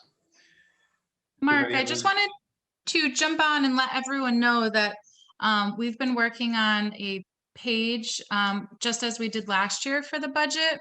And we are going to launch that, like Eric said, hopefully tomorrow. We can get all the information on there regarding the town. Are you talking about like an input gathering, a feedback gathering page? Maybe eventually feedback, but more so just like informational right now. Got it. Okay, so a special page on the town website. Okay. Yeah, good. I just want to let everyone know that that is here, just to provide, you know, the information, and so the public can understand what's going on. It's in one place instead Yes. of all the agenda packets and everything. Okay. Exactly. Got it. Makes sense. Good. Thank you. Okay. Anything else on those meetings? Okay, hearing none, let's move on to 8D. It's the CIP request for the purchase of the F-550 pickup. So Eric, this is your presentation here too. So I would send you the official language from CIP for the motion they made, but Fred has not actually done the minutes for that meeting yet, so I can't give you the exact. But what CIP approved was a recommendation to purchase an F-550 Mason dump truck. So it's a moderate sized, it's bigger than a standard consumer pickup truck, but smaller considerably smaller than a plow truck. So we had a 2004 truck that we were anticipating replacing next year. We blew the engine on that about a week and a half ago. We know that it's part of, we have that era of diesel engine that was some of the first of the pollution control equipment diesel engine. And it's not an uncommon problem. In fact, most public works departments are getting away from diesel small trucks for that reason. Keeping diesels for the bigger ones, getting rid of diesels for the smaller ones. So we looked at a range of options from trying to source and replace a used engine. But, you know, so we had a cost basis for that. We also had a cost basis from the dealer for what it would cost to replace it with a new engine from Ford. And then we looked at a series of options to replace the vehicle. We looked very briefly at other manufacturers, but they tend to be, Ford has much better governmental programs than the other manufacturers. So buying the Ford seems to be the most cost-effective way. One of the issues we've run into right now is Ford actually doesn't have the production lines running. We really can't get 2021 models. If we order it, we are stuck with waiting till sometime in March till they allow orders again. And then Ford says it's 90 to 120 days to get a vehicle, and then it has to go to an upfitter. So, and frankly, it's more expensive to order a 2022 than it is to buy one of the 2020s that's still on the lot. There is one remaining that we can purchase. When we started looking last week, there were two. A municipality in New Hampshire drove down and purchased one of the ones off the lot. We are looking at a possibility that the downside of getting this vehicle is it's red. So it's not going to look like any of our other vehicles. We are looking at, I'm trying to negotiate with a Ford dealer in New York State that has a green one, so it would match, but it doesn't look like, but it's not one that was purchased off of their municipal program. So it's probably going to be enough more expensive that we're not going to want to buy it. So what I would like is first answer any of your questions that you have. You know, I know Mark had asked me like basically what we use it for. And then to see whether the Board of Finance would agree to purchase it now, as opposed to next year when we had planned on doing it with the capital. And then talk about what funding sources we can use for that. So, hey, Dave Hewitt, a couple comments on the truck color. I personally don't care if it's red as an Andover resident. Second thing is if it has to be green, have you ever looked in vinyl wrapping it? well, you know, I haven't priced it out, but that is one possibility. Honestly, personally, I don't care. Color's not my first concern. You know, I'm more concerned with not having to wait 5 months to get the vehicle. To me, that's much more of a concern. You know, I looked at it and said, if I could match the price we can buy it locally for out of state and just be out the inconvenience of having to go get it, that would be worth it to me to get a green one. But it's not worth it to me to pay a couple $1,000s extra to get one that's off of their, you know, commercial sales as opposed to their municipal sales. If that answers your question. Yep. Eric, if I may, this green truck never came up at capital improvements. Capital improvements voted to recommend purchase of the red one. And I don't even know why we're talking about it.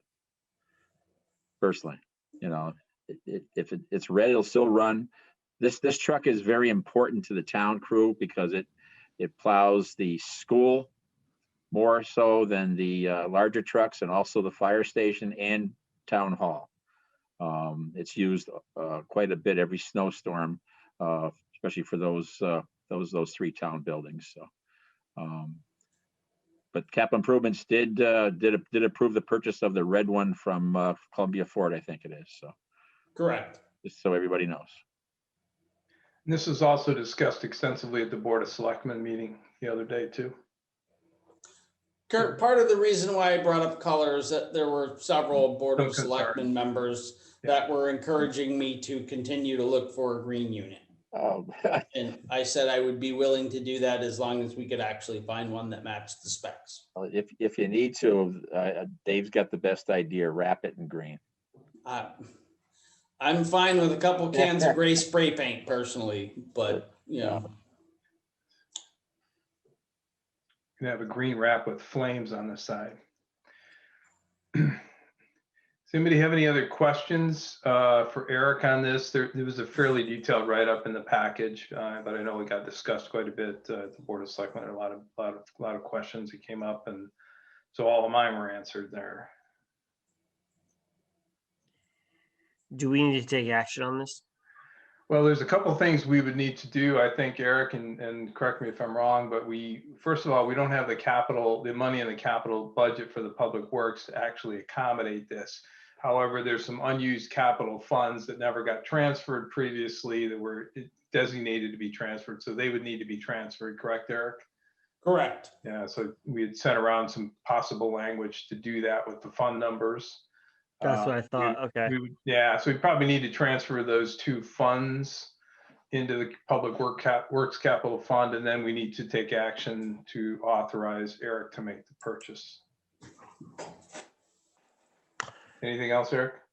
No, and Mark, I sent you the exact language for the motions, you know, which lists out the exact L accounts and how much would be taken out of each one.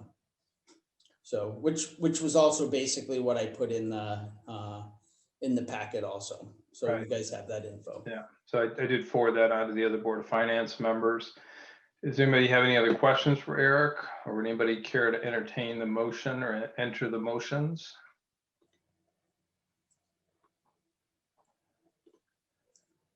I'm happy to do I'm happy to make the motion. I just got to pull up the requirements. Give me a sec.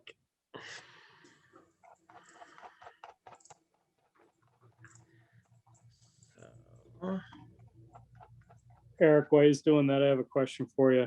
Shoot. In that municipal program Ford has, do they have any financing options? They do, but their financing options kind of suck. Sorry, that's not the most politically correct thing to say in the meeting, but you know, the best they do is somewhere around 5.5%. Wow. And to me, you know, right now having to pay 5.5%, you know, when you can come up with the money internally doesn't really make sense. And that even like on a 3-year term? Yeah. Wow. Yeah. What other options besides Ford financing that does the town have? I mean, I know rates are just ridiculously low. My thought was if you do it over, say, a short term, 3 periods, then we don't have to maybe move money around. We can just fund those accounts a little bit every year. Well, these are debt accounts anyway, debt funds anyway, aren't they, Eric? So they would need to be moved out somewhere. Well, so the 23,000 already exists in the Public Works Capital Equipment Fund. That's what's left over from the money we've been funding every year after we bought the used sweeper. the 25,252.35, that fund should have already been transferred into the Public Works Capital Equipment Fund. We had kind of agreed to do that last year.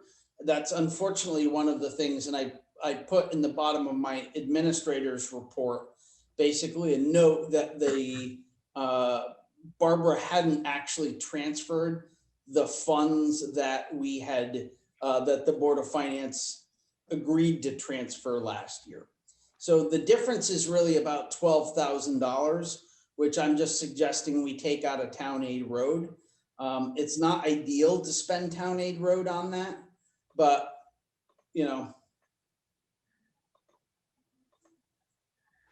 So I mean, if the Board of Finance makes a decision that we want to finance it versus, you know, versus purchase it outright, then I will certainly pursue that if that's your desire.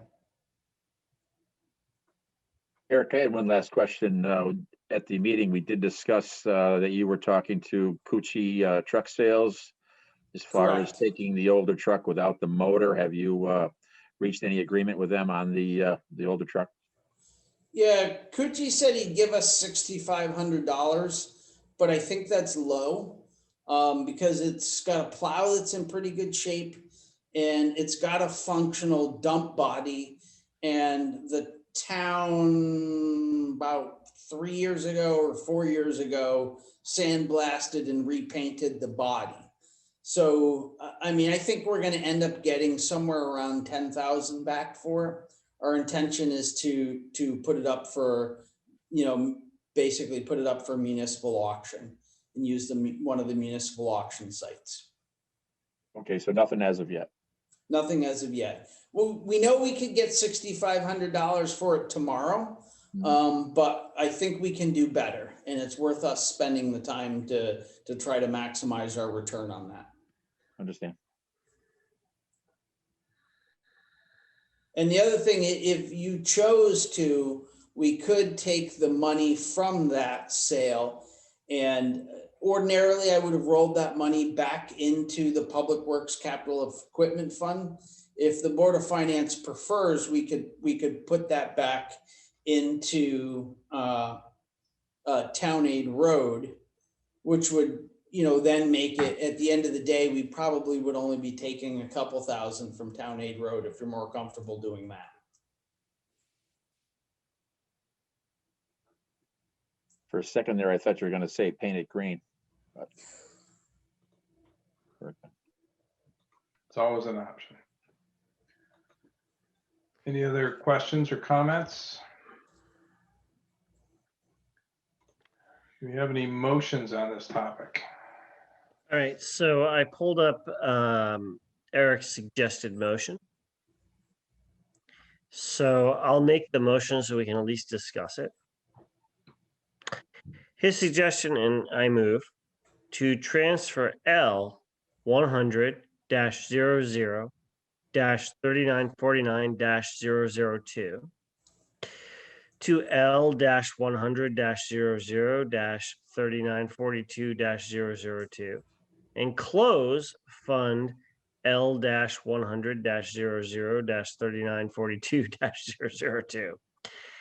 And further, transfer $12,000 from L 100-00-3700-006 DT/DF Town Aid Road to L 100-00-3942-002, leaving approximately $180,000 rather in Town Aid Road funds. That was his proposed motion and seems okay to me. So I so move. Eric, can you confirm those are the right account numbers? I think that Rob corrected a repeat of in the first motion. I think he's got it right, but there's in your original write-up, there's the first two accounts are the same in the original motion. So just want to make sure we got that covered correctly.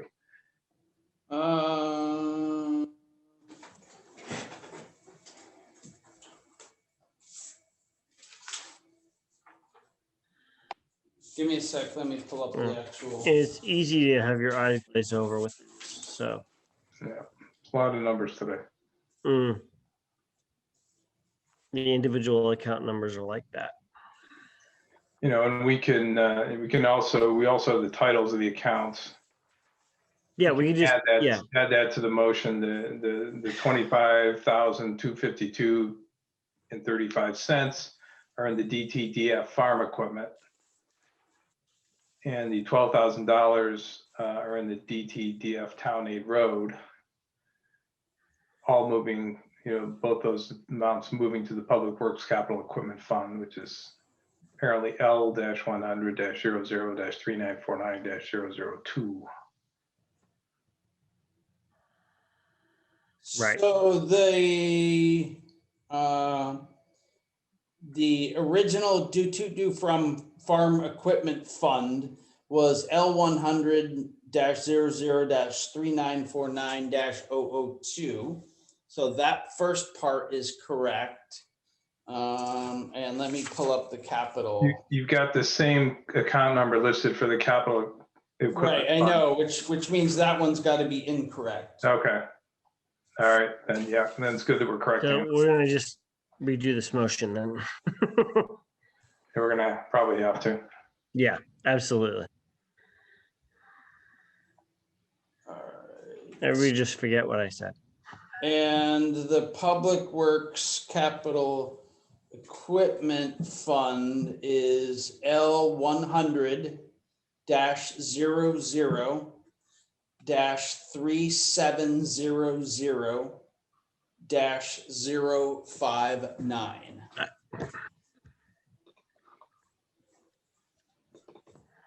Okay. Said 3700-059. Correct.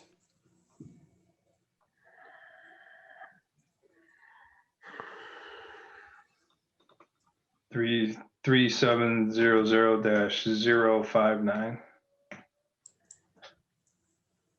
All right, so it sounds to me like then Rob's motion would read that we're going to transfer the fund balance of $25,252.35 in L100-00-3949-002 DTDF farm equipment to L100-00-3700-059 Public Works Capital Equipment Fund. Yes,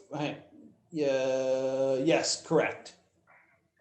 And we're going to also transfer $12,000 from L-100-00-3700-006. That's the DTDF Town Aid Road to L-100-00-3700-059 Public Works Capital Equipment Fund. So we'll just combine those two motions, and I think Let's just go ahead and correct my motion to that. I agree. Okay. We have a second? I'll second to exactly what Rob had said earlier. Okay. To the corrected or the amended. Not the original, Kurt. No, Don't do no, that. I'll second so we can have discussion. That's okay. All right. All right. Do we have any discussion on this motion? All right. Hearing none, I'm going to call for a vote. All those in favor, say aye. Aye. Aye. Aye. Opposed? Any abstentions? Okay, hearing none, it passes 7-0. Thank you. Okay, now we have so we effectively transferred these funds. Does anybody want to make a motion regarding the purchase or some other alternative approach to the replacement of the pickup?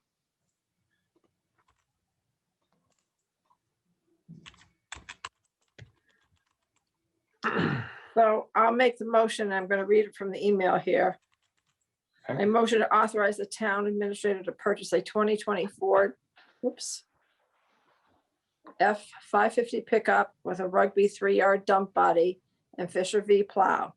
Specs as outlined in the budget quote. Expenditure not to exceed $60,000. This will replace the 2008 F-550 dump truck that has a not cost effective to repair.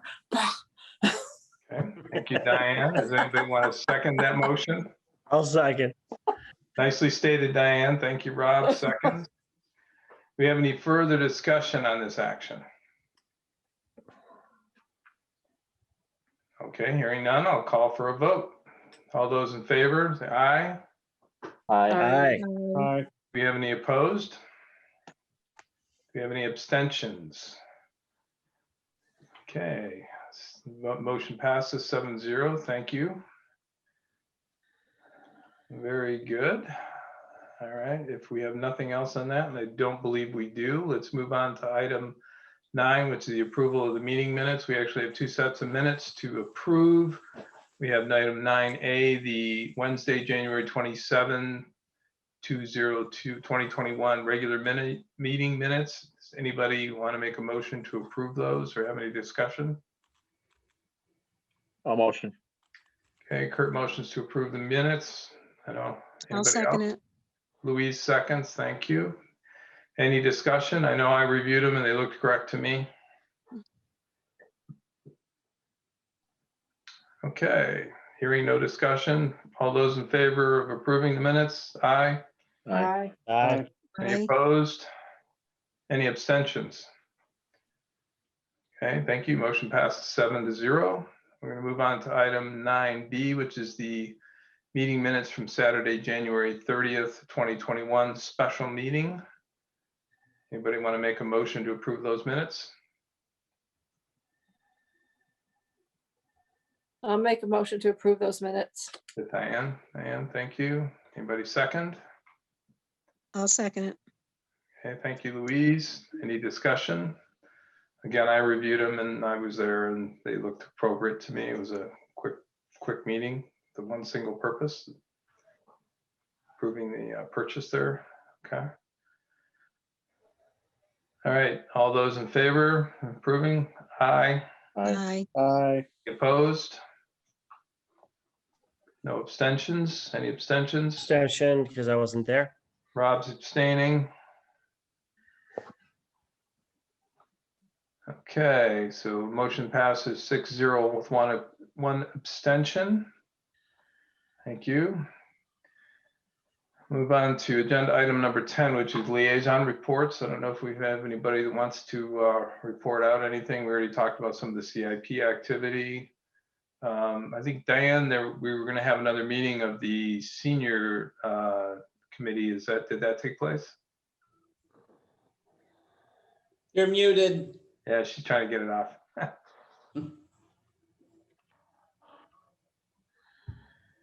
Unmute. Okay. It's late at night, can't work anything. We had a second meeting. We went over the initial draft drawings of everything with the Board of Selectmen and gave them the view. Adrian shared his screen, so we kind of walked through that. The next phase now is, at our next meeting, which will be March 11th, is to really come back to everyone to do some conceptual drawings. So we'll be coming back to the Board of Selectmen and the Board of Finance to ask for money for that. We do have some money put aside in that fund already, so we should have the money to start that initial thing. And we're going to do conceptual drawings before we go full bore, so we can make sure everybody's on board with the concept and what we're going to do before we spend any money. If I recall correctly, we have hundreds of thousands of dollars in that fund. We have like $450,000. 450, yeah. Mhm. Right now. Yeah. 447, but close No, enough. close enough. You're gonna be difficult, huh? Details. This is a tough budget year. Let's keep our numbers straight. Okay. Good to know you're on top of it, Eric.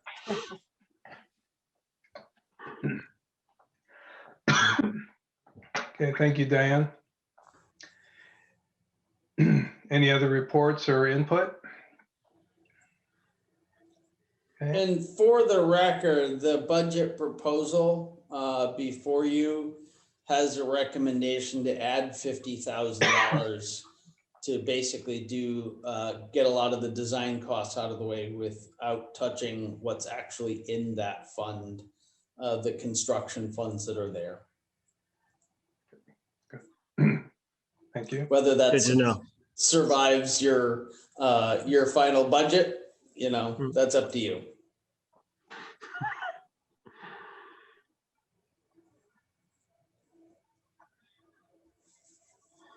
Mark, you're muted.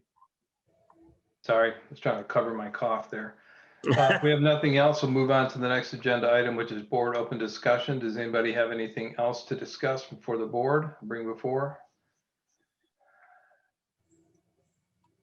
Okay. Are there anything specific that the Board of Finance members are looking for me for the first budget meeting? Like, what is it that you want to see from me for the first meeting? Is there anything in particular?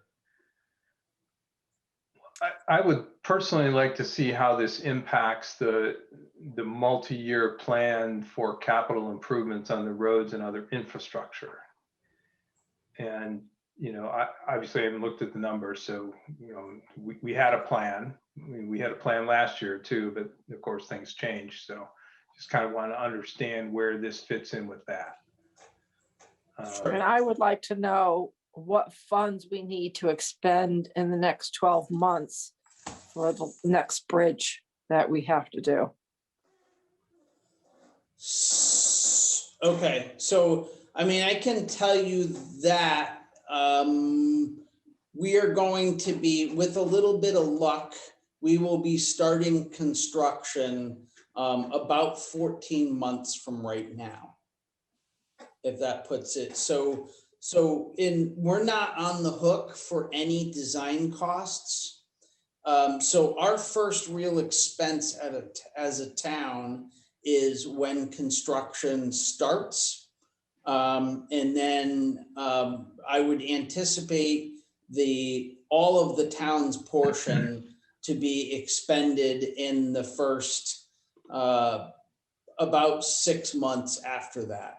So by the end of next summer, we will have expended, we will have been on the hook for the full 400,000, with the understanding that we're going to use the fund balance as our reserve, because we're going to be looking at individual bills, because basically what has to happen is the contractor does the work, we pay the contractor, the federal government rebates us. So at some point during that, we will be out awaiting reimbursement, you know, because it takes more than a month, and you can anticipate our individual monthly bills, you know, are going to be in the $200,000 to $300,000 range. So we're pretty quickly going to get to the point where, you know, we've, you know, spent $600,000 or $700,000 and just haven't gotten rebated that yet, if that makes sense. Yeah, it does to me. It's going to happen. It seems appropriate. Okay. Anything else or any input for Eric for his presentation or discussion at the next or at the budget meeting, special meeting? Maybe an idea, Eric, of what grants we're looking to get for the town. Okay. I think that would help.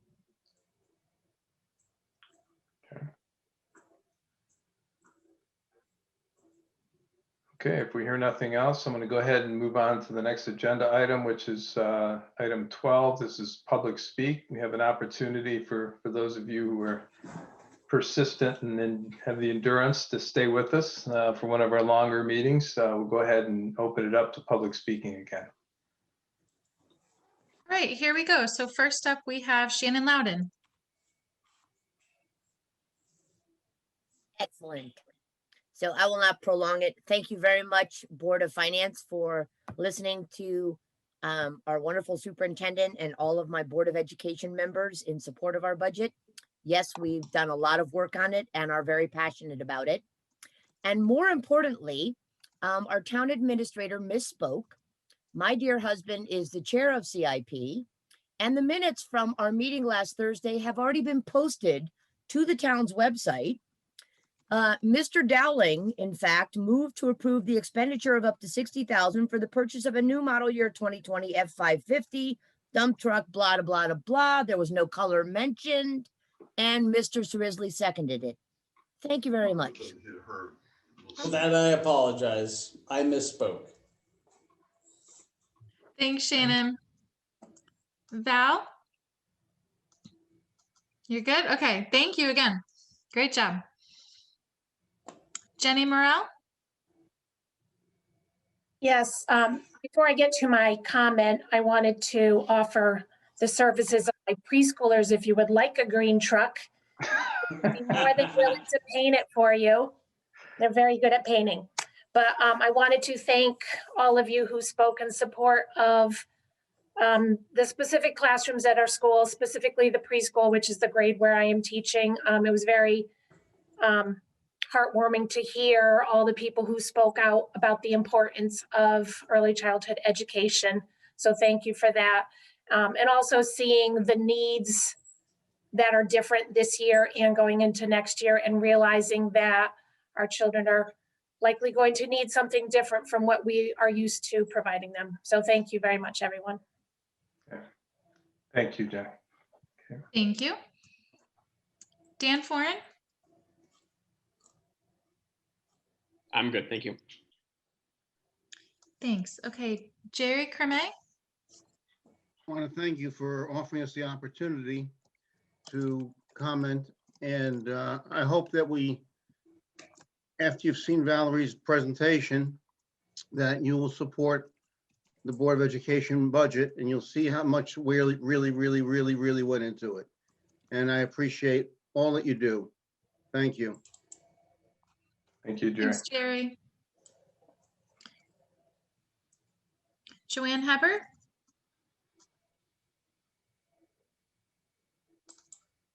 Thank you, Amanda. No, it's going to be a long budget season. It's been a long day and a long week of meetings, so I'll save some comments for another time. But of course, we all support education. All you teachers work so hard. I work amongst you.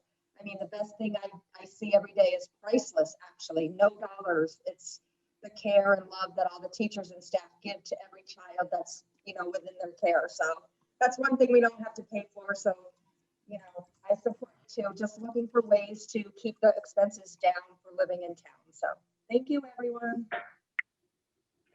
Thank you, Joanne.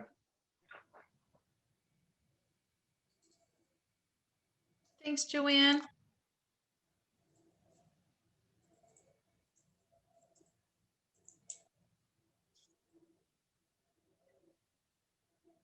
Okay, Amy Knox?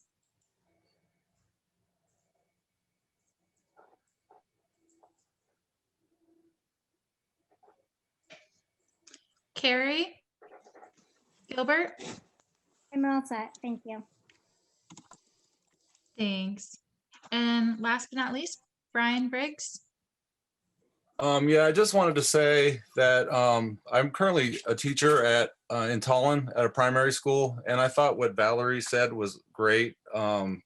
Everything she said was spot on with class sizes, especially during COVID, and I really think that the board should definitely accept the budget that she presented and that the Board of Education put forward. So I think she did a really good job, and everything she said was spot on.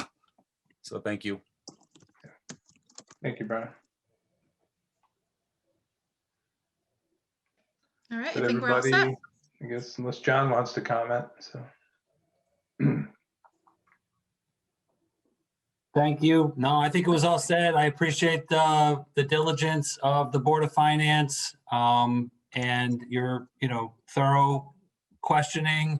And I'm sure that Val will get back to you with any answers to questions that are left open from tonight. But thank you all for being part of the process. Thank you. Okay, I think we're all set, Amanda. looks like for everybody. That brings us to our final agenda item, which is number 13, lucky 13, adjournment. Would anybody like to make a motion to adjourn the meeting? Eric, you don't have that choice. Nice try though. I will. I'll make a motion. Okay, Louise was motioning to adjourn tonight's meeting. Looks like Rob is seconding. You're on mute, Rob, but I am muted. Sorry, I think second. those signals is your second. Yes. All those in favor, say aye. Aye. Opposed or abstain? Hearing none, what a surprise. The motion passes 7-0. Thank you, everybody, for your assistance and help. It is going to be a long season, and thanks for staying with us. Lots of work to be done. Lots of work already been done. Appreciate it. Take care, everybody. Thanks, Mark, as usual.